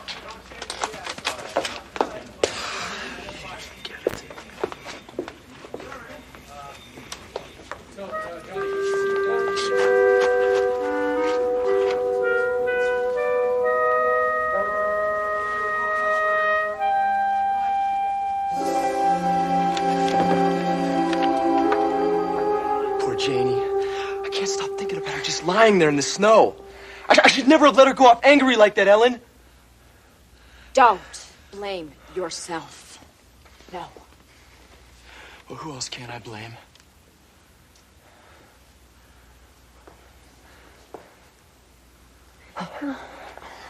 I have to go. I'm due in court. I'll see you at the arraignment tomorrow. I'm going to forget what we just said. I'll never forget. I love you. Cut. Mark, cut. Give the woman some air. What? What's the problem? I thought we agreed yesterday you were going to stick to the pages as written. So Mark, you all right? What's wrong? What's happening, Mark? I can't breathe. He's having an attack. Come on, just take it easy. Relax. I can't breathe. That's my allergy kit. That is my allergy kit. It is allergy kit. Mimi. Dining room table. It's still in the pharmacy bag. Come on, it's okay, Mark. Come on. We all know what to do. This has happened before. Just keep calm. My God, shouldn't we call a doctor? Alex, please, don't get hysterical. Honey, you're gonna be just fine. You're gonna be fine.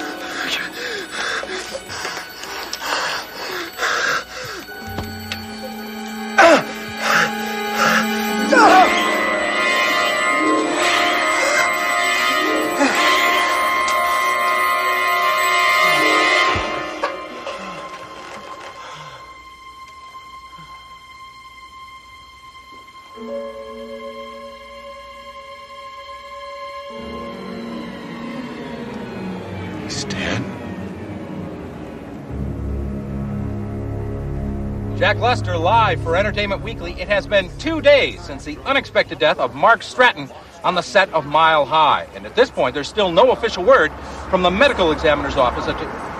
Perry Mason, come on. Mr. Mason. Mr. Mason. Jack Lester. Is there any truth to the rumor the police are investigating Mark Stratton's death as a homicide? Oh, I'm just here to see a friend.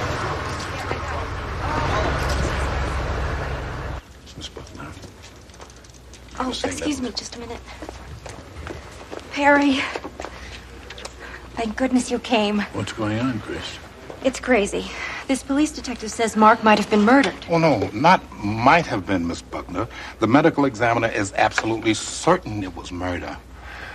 Hello, Mr. Mason. Lieutenant? I'd better talk to Lieutenant Brock for a moment. Miss Buckner mentioned she used to be your ward. Her father was a judge. Her mother was my law clerk before she became a lawyer. They both died in a car accident. Now, is Chris in trouble? Oh, I'd say so. According to the news last night, Mark Stratton died from some kind of allergic reaction. Anaphylactic shock leading to total cardiac arrest. What was it? Antibiotics? Bee stings? Walnut oil. Walnut oil? That would be uncommon. Uncommon is right. You know, Mr. Mason, most mornings I get up, I pretty much know what I'm going to do through the day. I mean, people knife each other, they shoot each other, they push each other off buildings. I mean, people simply are not nice to each other. But I'm a homicide detective, and that's what I'm supposed to be used to. But until this morning, I've never once seen or heard of anyone killing another person with walnut oil. Most people that allergic take precautions. And most people that allergic keep a special allergy kit on hand with an injector of epinephrine just in case they go into shock like he did. Eric, let me see that thing for a minute, please. Now, I want to show you what set this guy off, Mr. Mason. Lipstick? Lipstick with walnut oil. Charlotte Grant was wearing it. And when she kissed him during one of the scenes they were taping, he had a predictable reaction, a shortness of breath, a rapid pulse, the first stages leading to anaphylactic shock. Couldn't have been enough oil in that lipstick to bring on all that or to kill him. No. Not in the lipstick, Mr. Mason, but in the injector he used to treat himself, the injector that was supposed to contain the epinephrine. Somebody spiked it. That was loaded with walnut oil. I'm talking about the same kind of walnut oil that you pick up in any cooking store. That would certainly do it. See? And in this case, Stratton went to put out the fire, and he burned down the barn. How's Chris involved? Oh, Chris. I'm about to arrest her for murder. On what grounds? On the grounds she had reason to want Stratton dead. She threatened him, and she said, and I quote, "Right here, sir, I could kill you for this." Well? Well, there's more, sir. We found this kit in her dressing room, and it has Stratton's fingerprints all over it. Leading to what conclusion? Leading me to the conclusion that she took that kit out of Stratton's dressing room and replaced it with the one that killed him. How do you know someone else didn't tamper with the allergy kits? Because the security guard out there said that she was the only one that returned to the studio that night. What about the cast and crew who arrived in the morning? Mr. Mason, you see that makeup table? Located right across from Stratton's dressing room. Anyone going in there would have been clearly seen, sir. I think I got it with this, Mr. Mason. You can't believe that. Perry, it isn't true. Lieutenant?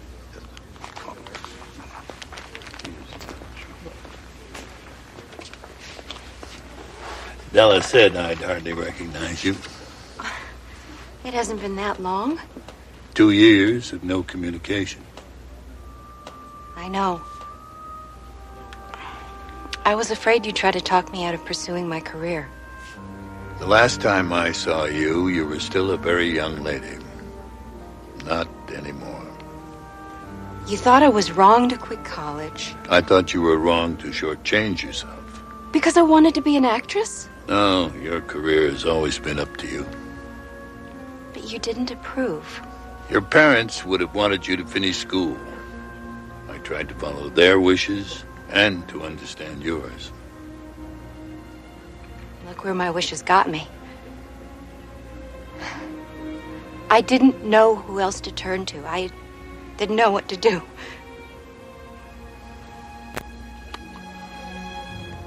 Lieutenant?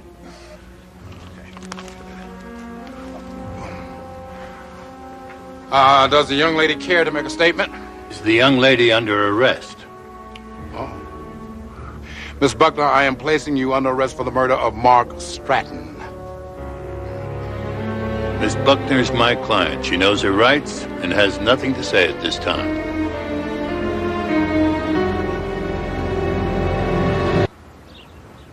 Your Honor, the defendant has no family in this community and no professional ties to keep her here.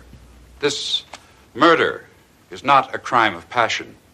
It is an extremely calculated and devious crime and suggests that the person who committed it... Your Honor, my distinguished colleague forgets that this is a bail hearing, not a trial. Mr. Mason is, as always, perfectly correct, Your Honor. The reason I emphasize the nature of this crime is that it reflects on the likelihood that the defendant will flee the area. State requests bail in the amount of $1 million. If it please the court, Miss Buckner is highly regarded in her profession, has very strong ties to this community. The amount of bail is unjustified. Bail is set at $100,000. It's very late. We will recess until tomorrow morning.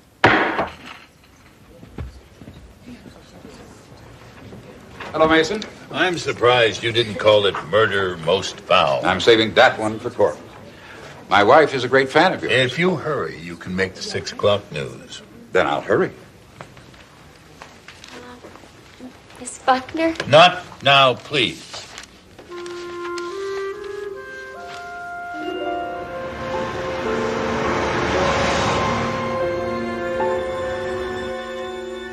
How's Chris? Oh, she's fine. We checked her into the Park Lane Hotel.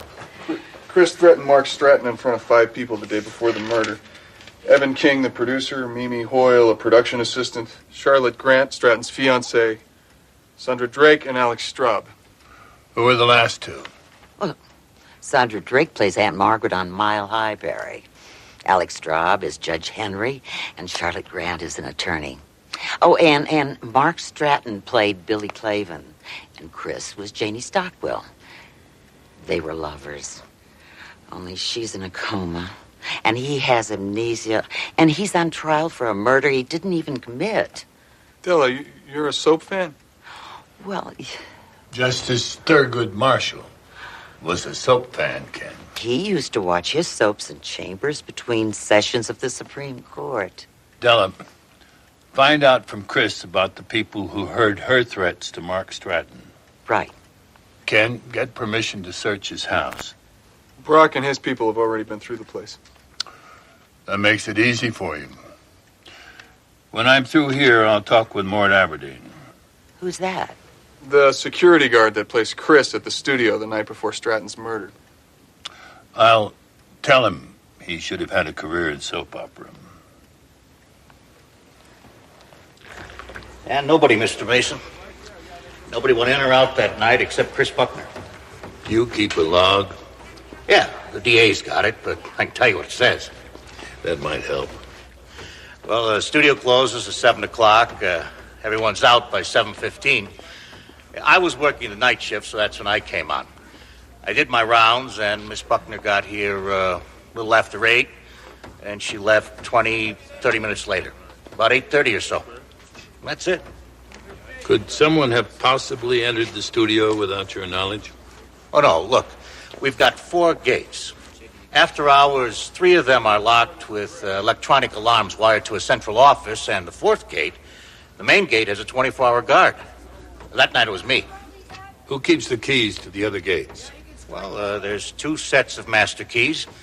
One's at a safe in the security office, and the other's at the main gate. And you can't make dupes. I assume the clock you use to keep your log is accurate. Oh, yeah. I use the main time clock. I set my watch by it. Where would I find the production assistant, Mimi Hoyle? Well, she's probably on the set. They're taping next week's shows. Thank you for your help, Mr. Aberdeen.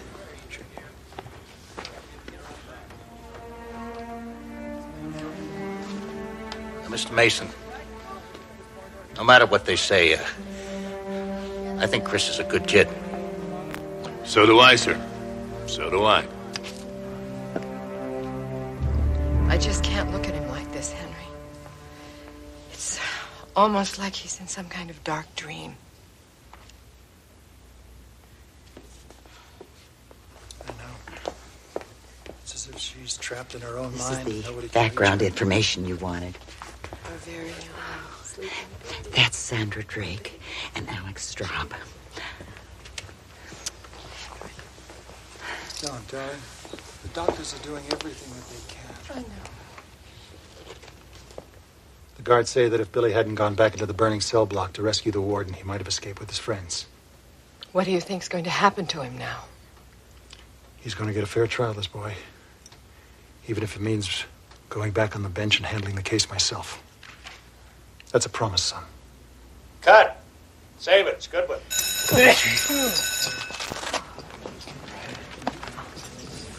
He has a mustache. That man doesn't look anything like Mark Stratton. So? So, isn't he supposed to play Mark Stratton's character? Yeah, what happens to the play when he takes the bandages off? Miraculous. They say it was plastic surgery. Happens all the time. Who are you? Della Street. I work for Perry Mason. Come, I'll introduce you. Who's Perry Mason? I'm a lawyer. I represent Chris Buckner. Perry, this is Mimi Hoyle. May we have a word? Excuse me. I'll just watch over here. Places, everybody. We're going to make one. You told the police Stratton had a new kit delivered the day before the murder.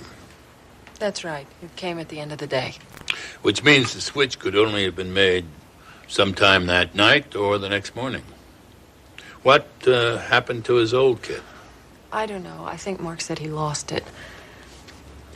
Look, I have a production meeting in 5 minutes. How long have you been with Mile High, Miss Hoyle? 3 years. People who work together on TV shows often become like families, don't they? Sometimes. And, as in any family, it can be hard to keep secrets. I guess. Miss Hoyle, I want to ask you something very personal. I wouldn't ask if Chris Buckner's life weren't at risk. Okay, so ask. Did you have an abortion several months ago, and did Mark Stratton pay for it? All right. How long were the two of you lovers? For about 2 months when he first started the show. I thought it was true love. Guess I've been working on these soaps too long. Was the abortion his idea? He said the timing wasn't very good. He said that there would be plenty of opportunities to have children when his career got going. He said a lot of things, and then he dumped me. He also said that if I gave him any grief, he'd have me fired. I suppose when you heard he was going to marry Charlotte Grant, it made you pretty upset, angry even. What do you think? Angry enough to kill him? Yeah. But I didn't do it. Anyway, I couldn't possibly have switched those allergy kits. I wasn't anywhere near here that night. Where were you? The Appaloosa. It's a country western bar on Fairmont. I'm there every Monday night. You can ask anyone. I don't care. Ask everyone. I intend to.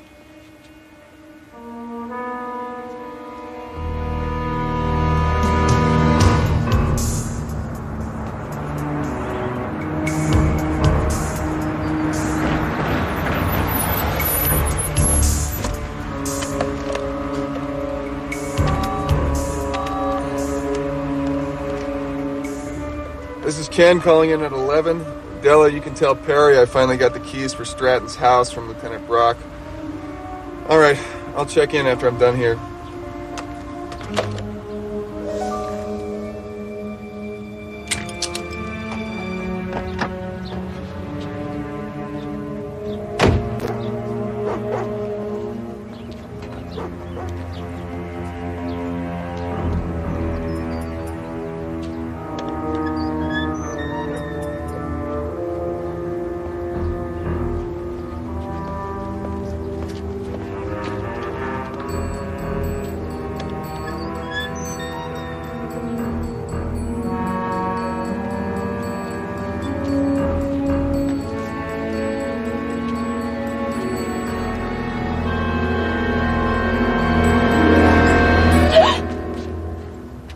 Gave me a scare. Who are you? What are you doing here? Hey, the police. I didn't mean to do anything wrong. I just wanted to see where he lived. Billy Clavin. Mark Stratton. Boy, slow down. I came up the driveway and then the gate was open, so I came inside. And then I heard this noise inside, and then you came along and scared me up to death. What noise inside?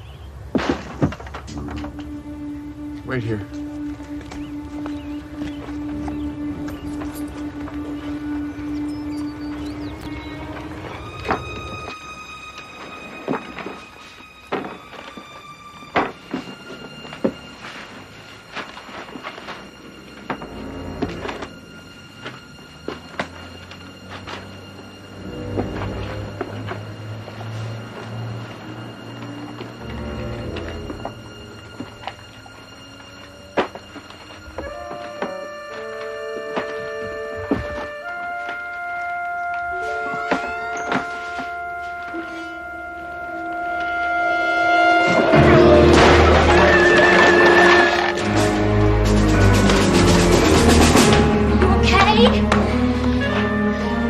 Be a whole lot better once you tell me who you are and what you think you're doing here. Well, it's a long story, but I'll try to keep it short. You see, Please. And slowly.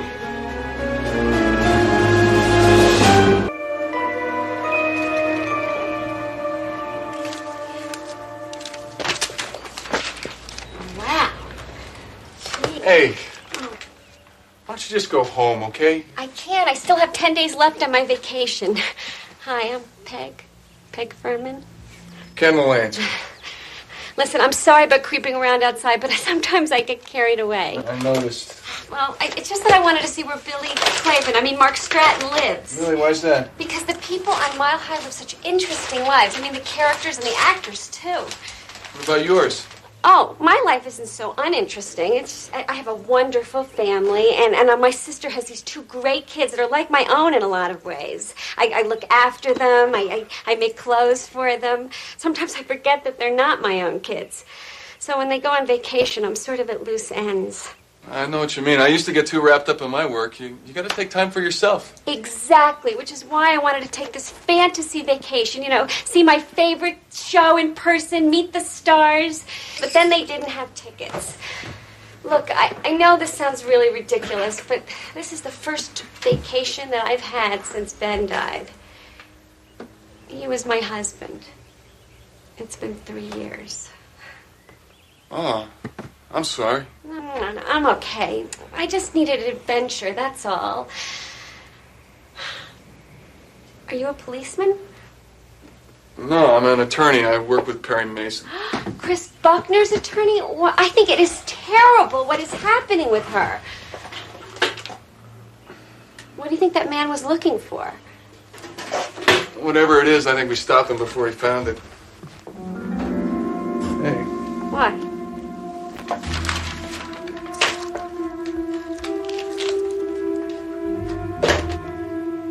It's a key to a locker at the bus station. Is that a clue? Maybe. Okay, then let's go. This is a murder investigation. I can't let you get involved. But you don't know what the guy looks like who hit you, and I do, so let me help until we spot him. Okay, but you do what I tell you, and you stay out of the way. Can I drive? No.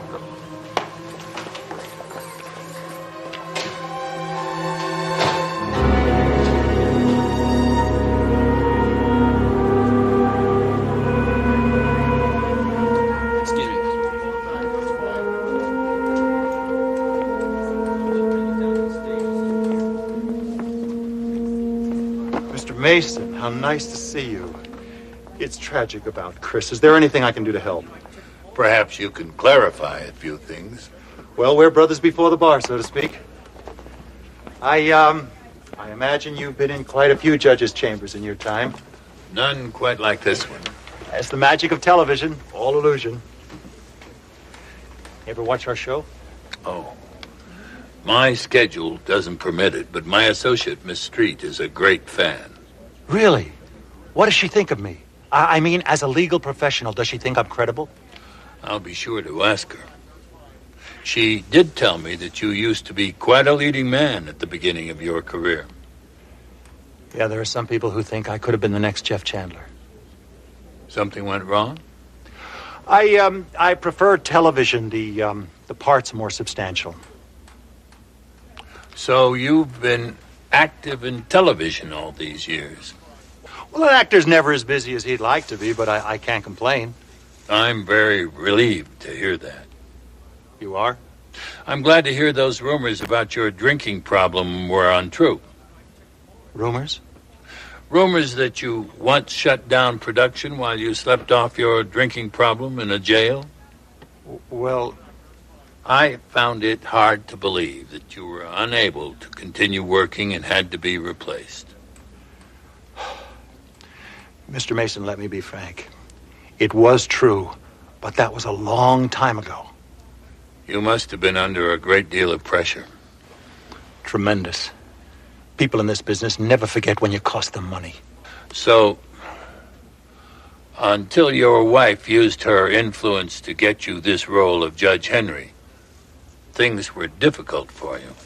Well, I got an opportunity to prove myself here, and I have. Mr. Straub, did Mark Stratton ever suggest that your character be dropped from this show?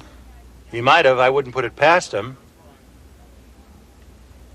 Oh, my God. Does somebody think that I killed him? It would help if you could prove where you were the night someone tampered with Stratton's allergy kit.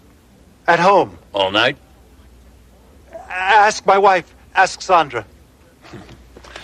I will. Just get rid of these and bring me something I can wear.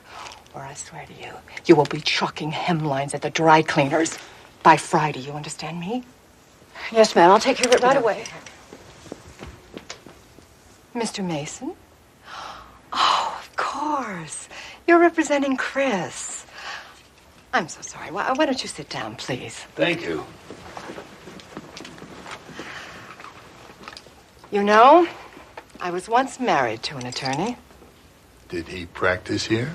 The producers killed him off. But I do admire attorneys. Your lives are so dramatic. Not as dramatic as yours. You are a sweet man. You know, I do hope Chris is holding up. Well, that's very kind of you, since you were close to Mark Stratton. Well, his type come and go. I mean, the honey tan boys of the moment. No, I barely knew him. Really? Really? I heard you promoted him for a starring role in a movie of the week. Oh, that. Now, don't be modest. Didn't you tell the network that if they didn't cast Stratton in that TV movie, you'd walk off Mile High? Now, I'd say that was very supportive of you. Well, Mark Stratton did have talent. I mean, he could be very charming. But ungrateful. How's that? Well, he betrayed you. No, I wouldn't exactly call it a betrayal. You are being kind.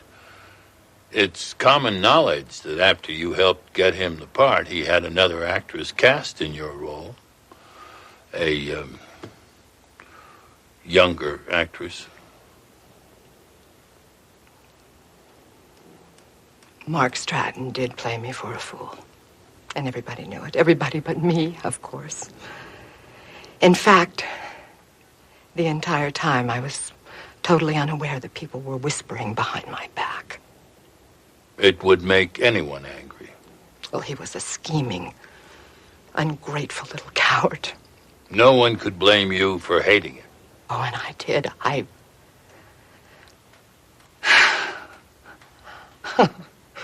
Come on, Mr. Mason.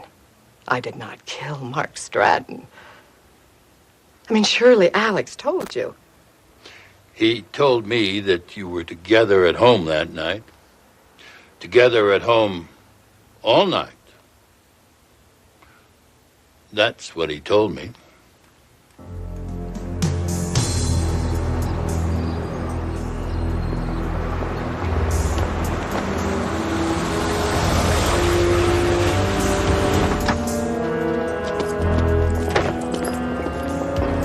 Stay. Ken.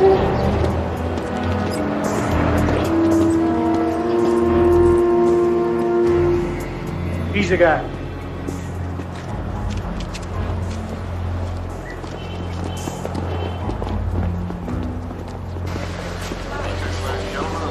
Grand Junction is now loading gate 3. Along with Grand Junction with stops at Lakewood, El Rancho, Georgetown, Dillon, Vale, Eagle, Glenwood Springs, Lambeau, Parachute, Dublin, and Grand Junction. Now boarding at gate 3. All aboard, please.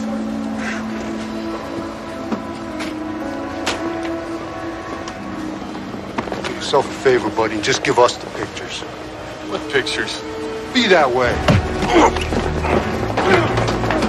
Pictures you have in the briefcase that you stole from your partner. Mistake, I'm an attorney. Yeah, my ex-wife had an attorney.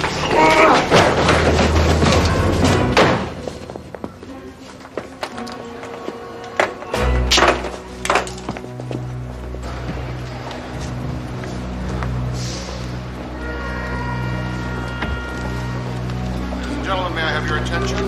Your express bus to El Paso is now boarding at gate 1. Ken! Ken! Okay!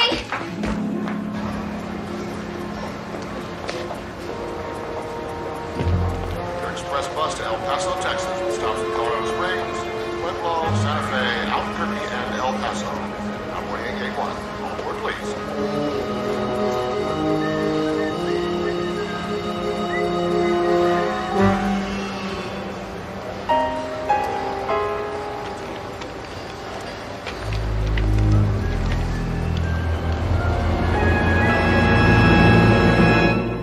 Hurry, Ken, he's almost done. I think somebody died in here. Gentlemen, may I have your attention? Express bus to El Paso, Texas. Hey, you know you're gonna have to pay the bus company to replace that lock. Okay, how much? About $20 would cover it. Here, thanks a lot. This is the men's room, isn't it? Guys who snatched the briefcase, where'd they take They it? gave it to the guy we saw at Mark Stratton's house. Then he took a bus. Well, what bus? Where'd he take it? I don't know. I was. Oh, great. No! No, I do not want to write him out. Billy Claiborne's murder trial is our hottest storyline right now. Network, just be a minute. So he's dead. We can work with it. Plastic surgery. Get it? We keep our new guy wrapped in bandages a couple of weeks. By the time the rags come off, nobody will even remember what Stratton looked like. Yeah, you got it. You work for Perry Mason, right? Della Street. Sorry to keep you waiting. Oh, no problem. It must be very difficult being a producer of a daily TV drama. After 15 years, I own her my antacid by the case. So, about Chris. You think Mason can get her off? Oh, she's innocent. Mr. Mason is planning on proving that. Whatever it takes. How can I help?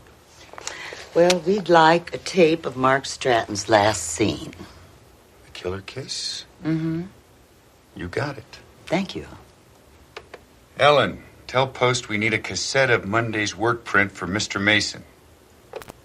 You can sign for it on your way out. Sign for it? Oh, security. Studio's got problems with pirates stealing show tapes before we air them. Must be very expensive for the studio. You have no idea. Anything else you want, you let me know, all right? We need Chris back here. She's terrific. If she's terrific, why did you cut her part? Look, I don't have time to explain the business to you right now. So if you'll excuse me.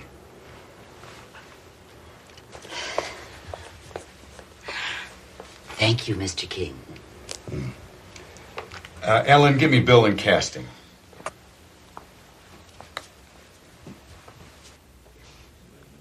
Yes, I did. I tried to talk to him about the case, but he cut me dead. Jones there with you? Yes, absolutely. Okay. Stand by in King's reception room. Right.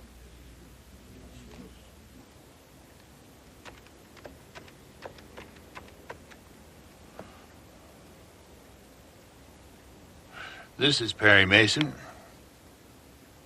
I'm sure he's busy. Tell him it's about the network not renewing his contract. Of course I'll wait. Just what is this about my contract, Mr. Mason? A few questions first. If you needed Chris on the show, why did you cut her part? That was Mark's idea. But you went along. You don't argue with the kind of demographics Mark had, not if you want a hit show. But now that he's gone, you need Chris. Cold hard fact. Losing Mark cost the show momentum. But it saved you quite a lot of trouble, didn't it? What trouble?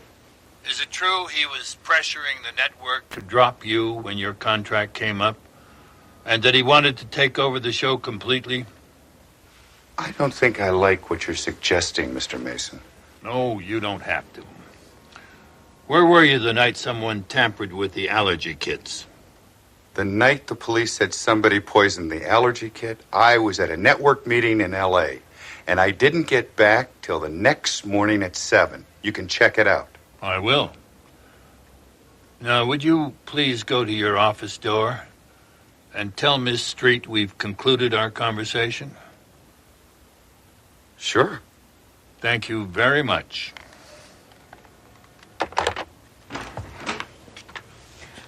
I've told Mr. Mason everything he required. Oh, good. I'd like for you to meet Miss Jones. Oh, I'm sorry. I'm not interviewing actresses just now. Miss Jones is a process server, and that is your subpoena for court tomorrow. Have a nice day.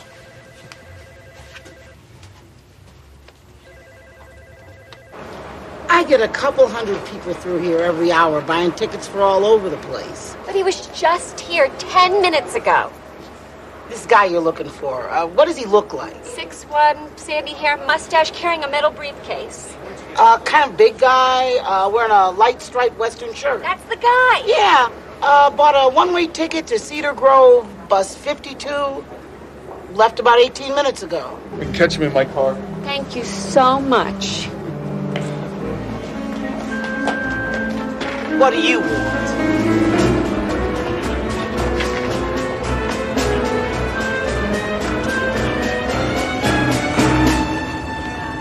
Ah, swell.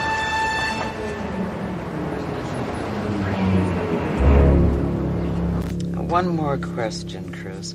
Were there any other cars on the lot that night? I don't know.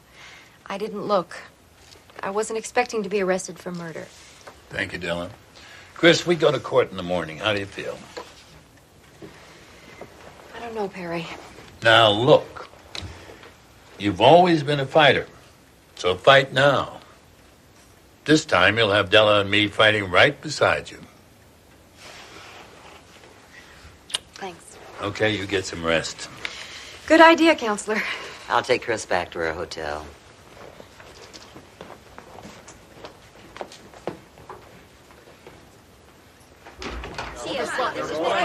There she is! My God, Charlotte. She killed my fiancé. I loved him, and she killed him. Perry. Miss Buck, Mike Winter, Mountain States Entertainment. Ladies and gentlemen, my client has no comment. If you want the whole truth, come to court tomorrow. Now, this is a private office. The outer door is there. A little faster, please. Miss Grant, may I have a word with you? Della, where's the Grant file? It's on the desk right there. Please take Chris into Ken's office. When we leave, we'll take the back elevator. Fine. Come on, Chris.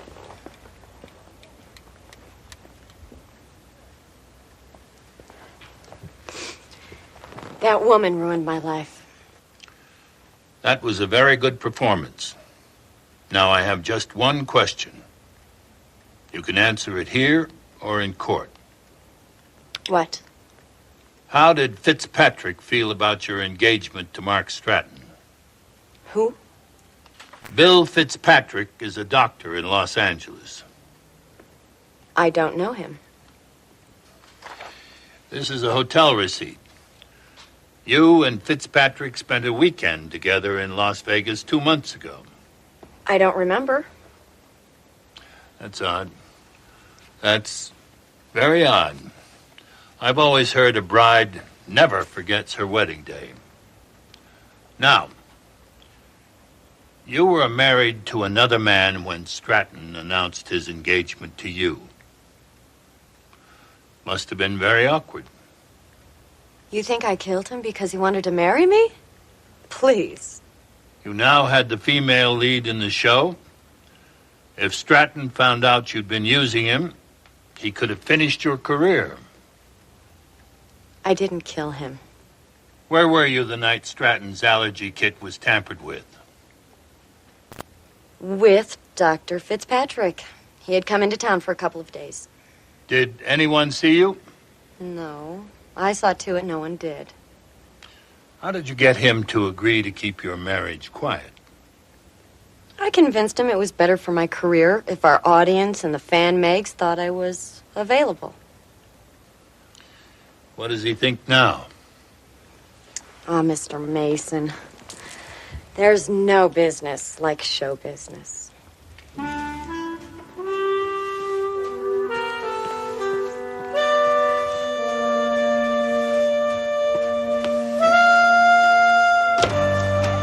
Miss Grant, if I could just have one more moment, please. Yes, now, Mark Stratton was your fiancé, is that right? Yes. I'm just devastated by all of this. I just can't.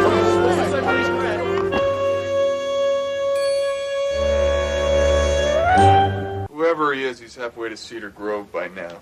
With the briefcase from Stratton's bus locker. I don't get it. What does this guy have to do with any of our other suspects? Cedar Grove. Why does that sound so familiar? That's where Mark Stratton grew up. That's right. I read it in Soap Season Digest. Soap Season Digest? I read it in the dentist's office. The May issue. Mark grew up poor in a small town, but he never gave up his dream of stardom. Cedar Grove, see? Okay, Ken. Next stop, Cedar Grove. When do we leave? We don't leave. I leave. You go home. Mr. Mason, I was outside the studio the night before it happened. I was on the set when he died. I was even at his house. Perry, I got a long drive. The man who was at the house who took the briefcase, Ken, doesn't know what he looks like. But you do. Great. Miss Furman, you said you were outside the studio the night before Mark Stratton was killed. Yeah? Did you see anyone from the cast or crew enter the building other than Chris? No, just Chris. Were you there all night? No, not all night. I had to move my car a couple of times when the police drove past. Did you see anyone else enter or leave the building? There was a delivery truck. It pulled up to the gate just when I had to move my car. Delivery truck, what kind? It was a film lab, Central something. I just got a quick look before I had to move my car. Is it important? I don't know. Be careful, both of you. Bye, Perry. Bye, Dylan. Bye, Ken. Suspects. I checked on all their alibis.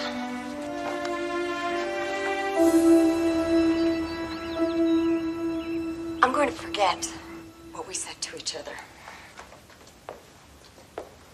I'm never gonna forget. I love you. Lieutenant Brock, this container holds the theatrical lipstick Charlotte Grant wore in the scene we just saw. Testimony from forensics has established that it was spiked with walnut oil, and we know from the medical examiner that Mark Stratton was severely allergic to walnuts. Other than Charlotte Grant's fingerprints, can you tell us whose fingerprints were found on this container? The defendant's, Chris Buckner. We already have been told by the medical examiner that the fatal dose of walnut oil was in an injection given by the victim to himself. Lieutenant, I now show you an allergy kit, serial number 39021, manufactured by Andrews Pharmaceutical, and ask if you can identify it. Yes, this is a kit that was found next to the decedent's body by the medical examiner. And subsequently sent to the forensics laboratory, and what have you learned from their examination? According to specifications, the injector was to contain 0.3 cc's of epinephrine. Instead, it contained pure walnut oil. Someone emptied the injector of epinephrine and replaced it with the deadly walnut oil, didn't they? That is exactly what happened. Lieutenant, I now show you a second Andrews Pharmaceutical allergy kit, serial number 39078, and ask if you can identify it. Yes, I personally located this kit, and as you can see, it has my mark on it. And where did you find it? In the defendant's dressing room on a shelf in her closet.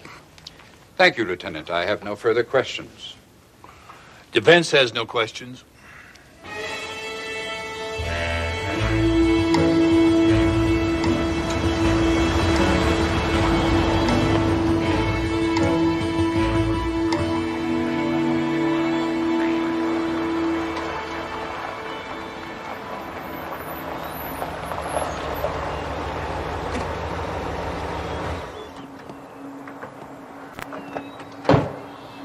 Hey there. You all right? Yeah. Hot day. And worse. Looking for a guy who used to live around here.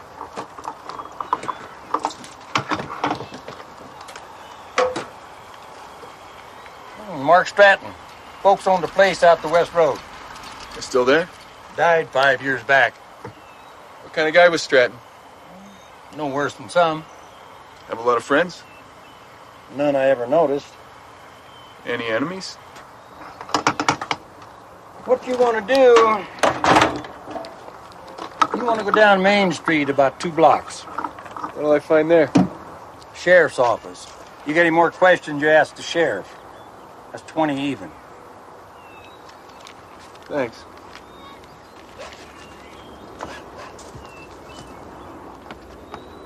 Any luck? Not much. So what are we going to do? Check in with the local law. Ask around, see if anyone's seen a husky guy in a striped shirt carrying a metal briefcase. Oh, my God. What? It's him. Sheriff's office down Main Street. Meet me there.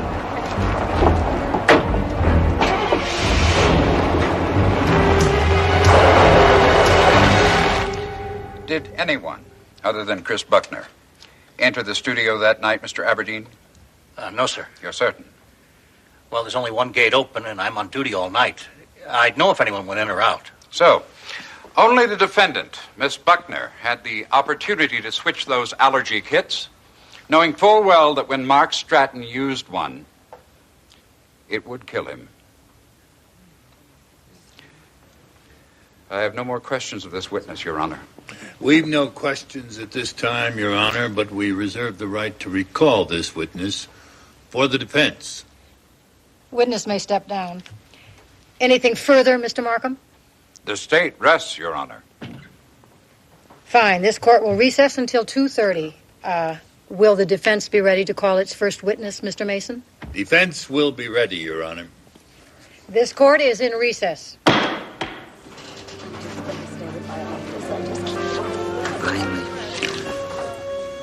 Now we have something we can use to fight.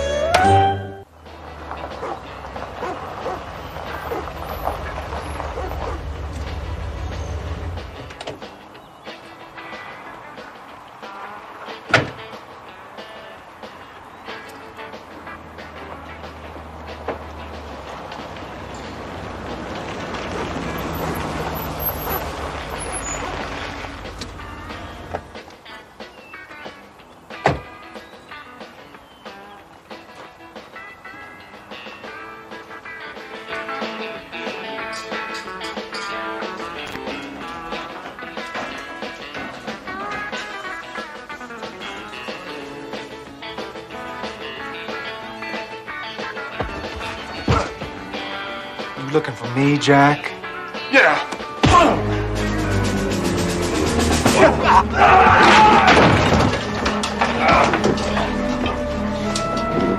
Hey, what the hell?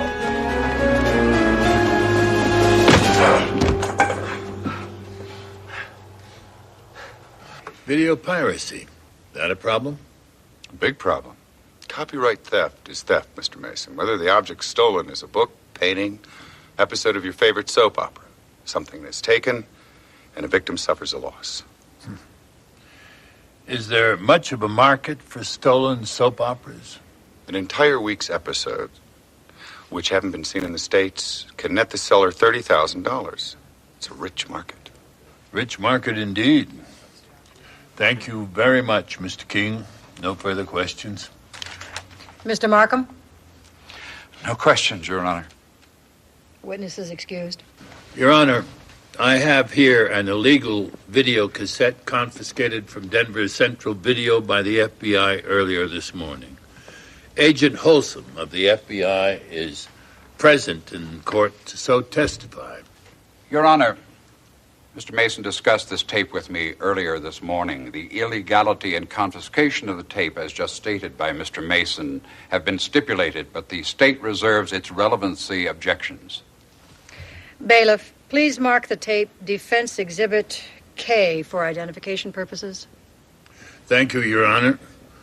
Defense would like to call Mr. Mort Aberdeen as its next witness. Mr. Aberdeen, do you remember when we talked at the studio, I asked you if the clock you used to keep your security log was accurate, and you showed me your watch? Yeah, I told you it was the right time. And it was. What's the make of that watch? It's a Maritz. Expensive, aren't they? I don't know. It was a gift. Where do you get a fine watch like that repaired? Lord's Jewelers. In fact, they are the only jeweler in town who specializes in that brand. I guess. When I inquired about your watch, Mr. Lord said you bought it there. That true? Oh, yeah, that's right. I forgot. Sorry. Well, that's quite a timepiece for a man earning a security guard salary. How could you afford it?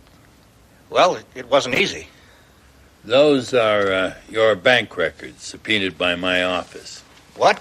I have copies here. According to these records, you've deposited several thousands of dollars in cash to your account since the first of the year. Where did all that money come from? Well, I got lucky at the track.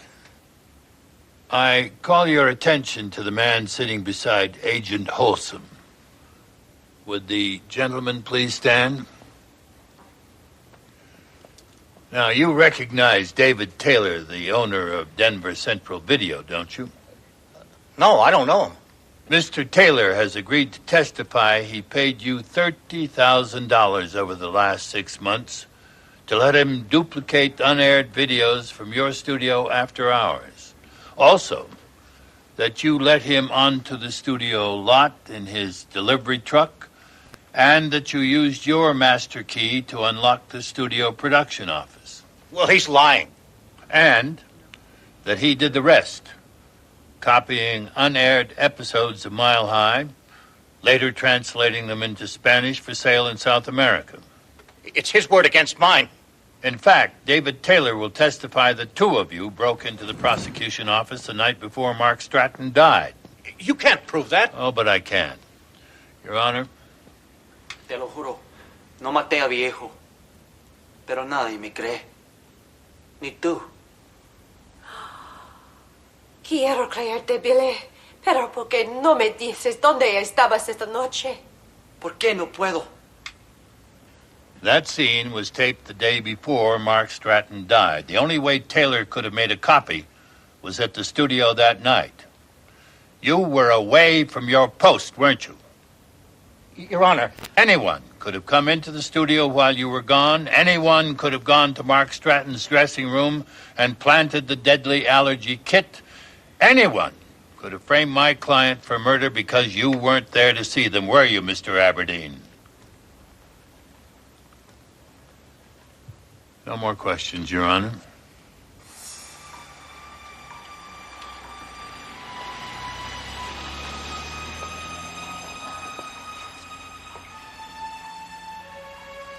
You again. Ugh. Why'd you hit me? Why do you think? Oh, you should have hit the other guy. Where is he? He's here. I need to make a phone call. Sheriff says I can wait. I'm an attorney working on a murder Sheriff trial. says that you're a druggie. Sheriff Watson says you're more dangerous than you look. What? Who's Sheriff Watson? I am.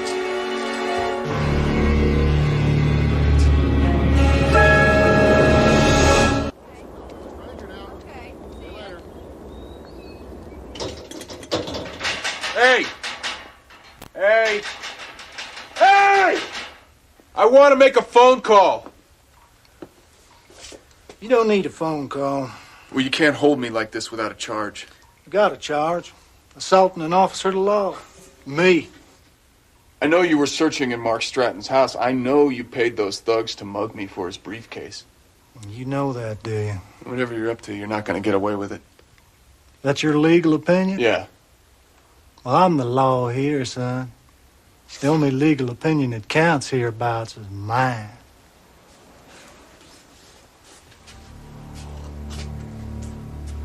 Well, you can't hold me forever. The thing about these old jail cells is they ain't too secure. Prisoners sometimes try to escape when the deputy goes off duty and the sheriff's all alone. When that happens, especially if the prisoner's a dangerous man who goes around assaulting officers of the law, prisoners get killed. You're not serious. Get some sleep, son.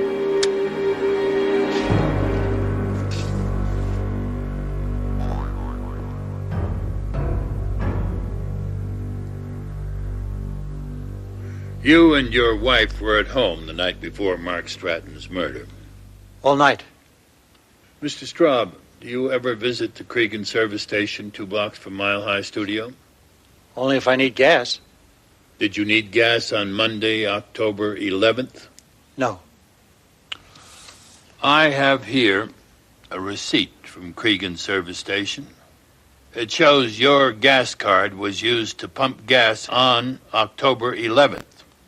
I filled up there earlier in the day. Mr. Cregan's prepared to testify he saw your car at one of his pumps at 8:30 the night before the murder. He recognized your car, a 64 Jaguar, because he'd done some work on it a few weeks ago. He made a mistake. He didn't get a look at the driver because those pumps are activated automatically by credit card. I was home. No. You were on your way to Mile High Studio, weren't you? No. Mort Aberdeen, the guard, didn't see you because he was busy stealing videotapes. You're wrong. Mr. Straub, weren't you at the studio the night someone tampered with Mark Stratton's allergy kit? No. I remind you the penalty for perjury is severe. Would you like me to show you a security videotape that places you at the studio that night? Look at me, Mr. Straub. Look at me. Now, what were you doing at the studio? I did it. I'm the one you want. I took the car. I changed the kit. I killed him. Bailiff, make that woman sit down now, or I will clear the courtroom. Mr. Straub, your wife thinks you killed Mark Stratton. She's offering herself to save you. Are you going to let her lie for you? Isn't there something you want to tell us?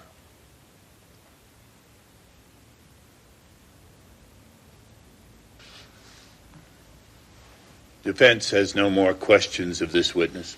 Your Honor, the prosecution has no cross-examination and moves to strike this entire testimony. Mr. Mason is engaged in theatrics, whose only purpose is to confuse the issue. Your Honor, the next witness should clear up the prosecution's confusion. Very well. Proceed. I call Mimi Hoyle.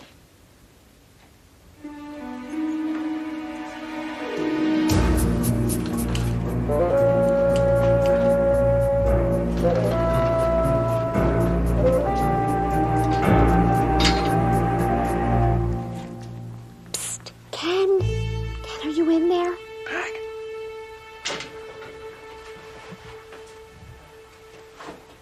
Hi. I saw what happened. You want me to call Mr. Mason? Right away. The deputy's due to go off duty any time now, and then Watson's coming back here. He's trying to spook me into making a run for it so he can shoot me. God, what'll we do? I'm thinking about it. Excuse me, sir. Can I have change for $1? I only have 2 quarters. Okay, I'll trade you my $1 for your 2 quarters. I need those for my cash customers. Look, I am desperate. You don't know what desperate is until you only got 2 quarters. At least you got $1. I have one. You must be living right.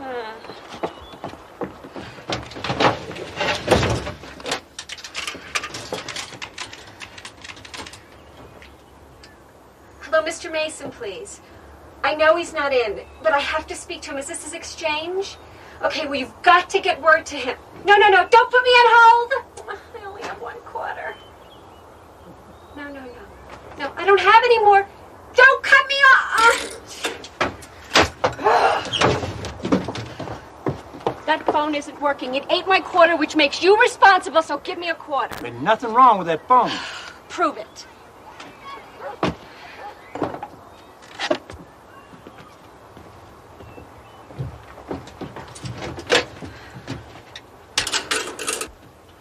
Here, see? Now, just hey. Mr. Mason, please. And don't put me on hold! The night you're talking about, I was at a country western bar. The Appaloosa. You told me you were a regular there every Monday night. That's right. But on that particular Monday night, Miss Hoyle, the Appaloosa was closed due to a power failure. But you would have known that had you been there. Will you identify this for the court, Miss Hoyle? It looks like a blow-up of one of the crew time cards we use at the studio. In fact, it's your time card. It indicates you clocked in on the morning of October 11th, but never clocked out. I forgot. Did you also forget to clock in again the next morning, October 12th? I forgot. The time clock is in the guard shack at the front gate. Every crew member entering and exiting the studio has to clock in. Oh, isn't that so? Yes. The only way you could have managed not to clock in on the day of the murder is if you stayed at the studio overnight. Were you at the studio alone that night, Miss Hoyle? Or was someone with you? I was with a friend. Why couldn't you have met this friend somewhere else? Because he was afraid someone would recognize him. Your friend was Alex Straub? Yes. You and Alex Straub were lovers? Yes. Damn you. I was ready to lie for you. You always have to be the star. You weasel. I am the star. Bailiff, remove those two people from the courtroom. Don't touch me. Mr. Mason, do you have any more questions for this witness? Just a few, Your Honor. Where were you after the cast and crew left the studio at 7 p.m.? In Mark Stratton's dressing room. He had the only full-size bed. When did Alex arrive? After Mort finished his rounds, I called Alex and I asked him to meet me at the studio. He arrived at about 8:30. You were in Mark Stratton's dressing room all night? Yeah. When did you leave? About 7:30 the next morning. That's when Alex had to be in makeup. And during the time you were in his dressing room from 7 that night until 7:30 the next morning, did you see Miss Buckner enter and tamper with these kits? No. Defense has no more questions of this witness, Your Honor. Miss Hoyle, you were in Mark Stratton's dressing room until 7:30 a.m. on the morning of the murder. How many times do I have to say this? Yes. But according to this cast sign-in sheet, Mark Stratton arrived at 7 a.m. that morning. Mark always arrived after 8, and I always marked his sign-in sheet an hour earlier. Otherwise, the production office gave him grief. I see. And according to this same sign-in sheet, what time did the defendant, Miss Buckner, arrive? 7:42. In other words, you and Mr. Straub left the victim's dressing room around 7:30. Mark Stratton didn't arrive until after 8. But the defendant, Miss Buckner, was present in the studio at 7:42 a.m. Yes. So Chris Buckner would have been able to come into Mark Stratton's dressing room and switch the kits after you had gone without your knowing a thing about it. Your Honor, I need to ask for an immediate recess. Just a minute, Mr. Mason. I'm not through here. No minute, Mr. Markham. I'm sorry, Your Honor, but I need to leave court immediately.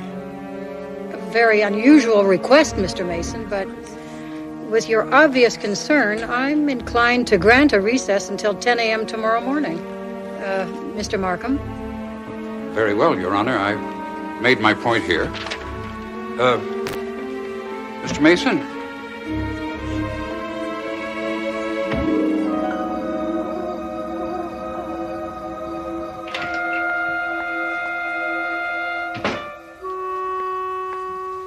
Are you the sheriff?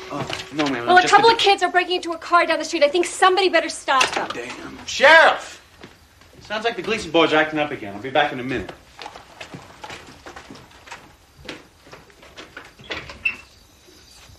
Help you, ma'am?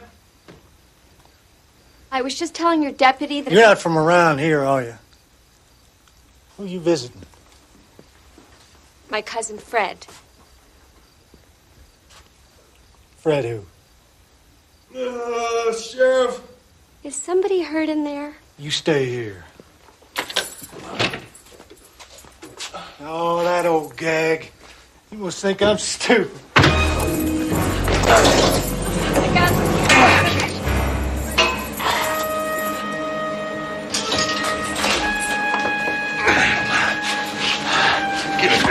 Lock it.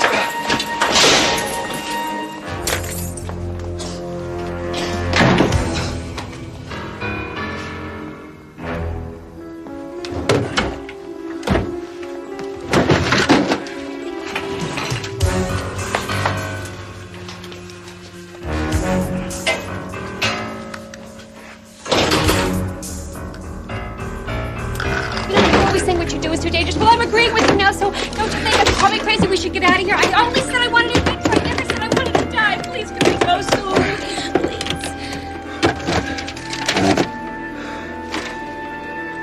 What? Come on, Stop now. Thank you. Drop it! Shoot him, Frank. The man's a killer. Deputy, I'm an attorney working on a murder case. Shut up! Your Shoot him, sheriff's Frank! involved. If you don't believe me, I've got something you ought to read. Frank, shoot! Call the state police. Call anybody you want. Just look at this first. You idiot! Shoot him!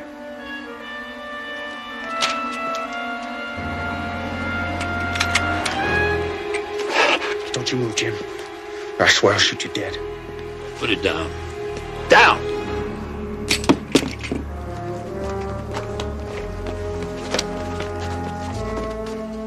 Surprise, surprise. Surprise. Your Honor, defense recalls Mimi Hoyle to the stand. Miss Hoyle, is that Mark Stratton's personalized coffee mug? Uh-huh. It's got his name on it, and I also recognize this crack on the handle. Did you bring Stratton a cup of coffee in that mug the morning he was killed? And did he spill some of it because it was too hot to drink? Yes. Thank you, Miss Hoyle. No further questions? No questions, Your Honor. Defense recalls Evan King.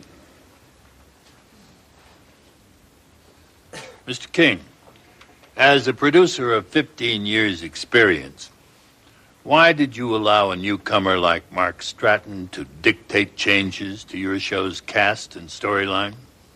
Mark had good numbers, the right demographics. He had star quality. No, Mr. King. What Mark Stratton had were those. Now, I have copies here. An article clip from the Cedar Grove News dated 28 years ago. You lived in Cedar Grove 28 years ago, did you not? No. A wealthy farmer's son named Tim Bonner. Bonner was a college student and the older brother of Frank Bonner, the current deputy sheriff of Cedar Grove. Isn't it true that Tim Bonner was killed and his kidnappers never identified? I wouldn't know anything about that. Really? Two of the victim's classmates claimed to have witnessed the kidnapping and gave statements. Would you read the names of those two witnesses and see if that refreshes your recollection? Jim Watson, Evan King. Watson went on to become sheriff of Cedar Grove. You became a successful television producer. You and Watson lied about the kidnapping. No. Perhaps hearing this tape recorded by Mr. Stratton will refresh your memory. Hi, Evan. It's Mark Stratton. This is tape 1 of 2. The other's safely locked away. Yeah, it's a funny thing. 20 years ago, I was a kid growing up in Cedar Grove. I used to play at the old granary north of town. You remember. One day I saw you and Jim Watson take Timmy Bonner into the fields behind the granary. Except Timmy never came back. Only you and Watson came out again, and both of you had blood all over you. Tim Bonner was found a week later, dead. I was just a kid then, and I didn't put it all together. But when I recognized you at the audition the other day, the pieces began to fit. Hey, look, Evan, I can keep quiet, but I sure could use some help with my career. It's like the man said. This could be the beginning of a beautiful friendship. Jim Watson was arrested last night. He confessed to the murder of Tim Bonner, and he implicated you. Mark Stratton was blackmailing you, wasn't he? You can't believe that, Mr. Mason. That tape was some kind of a strange joke of Mark's. When you realized Stratton's demands were going to destroy you, you decided to kill him. Your Honor, I'm not on trial here. Mr. King, Charlotte Grant's lipstick was spiked by you. You planted the deadly allergy kit in Stratton's bedroom that morning. You hid the original kit in Chris Buckner's dressing room. In other words, Mr. King, you framed my client. You can't prove that. Any of it. As a matter of fact, I can. It always puzzled me how the killer could be sure Mark would kiss Charlotte while she was wearing that lipstick. The kiss wasn't even in the script. No, it wasn't in any of the scripts taken from the studio set by the police. But it was in Mark Stratton's script. What are you talking about? The script with Stratton's name on it, found by the police on the set after his death, is not the script he was studying the morning he died. The dialogue in it wasn't outlined. Mark Stratton always outlined his dialogue. Now, that is the script you handed Mark Stratton that morning, is it not? Wait a second. The script you prepared especially for him with a scene direction that reads, Billy pulls her into a hot embrace and kisses her. You can't prove Mark ever saw this script. Really? Not with Mark Stratton's personal mug and the stain it made on the script?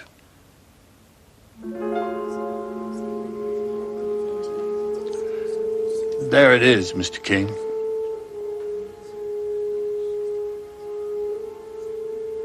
All we need, Mr. King, all we need is the truth. He was going to take it all. I couldn't let him do that.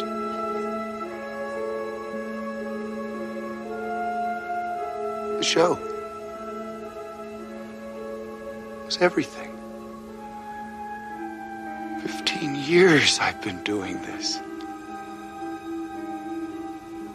I don't know anything else. I couldn't let him take it all away.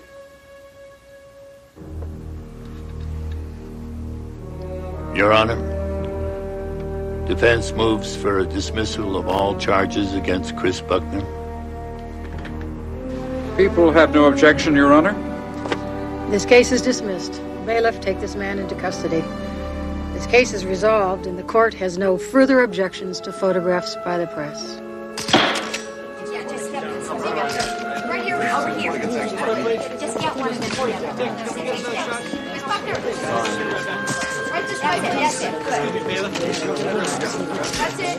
Good. Thank you. Look this way, please. Miss Buckner. Right. Come in this way together. That's it. You were great as always. Just one question. Where do you find time to watch soap operas? I found it the same place Marshall found it. Justice Marshall wasn't working for me. You're not that demanding. Oh, you want to bet? What the hell? Want to see how they do it in Hollywood? Sure. Sure. Chris! Smile. Smile.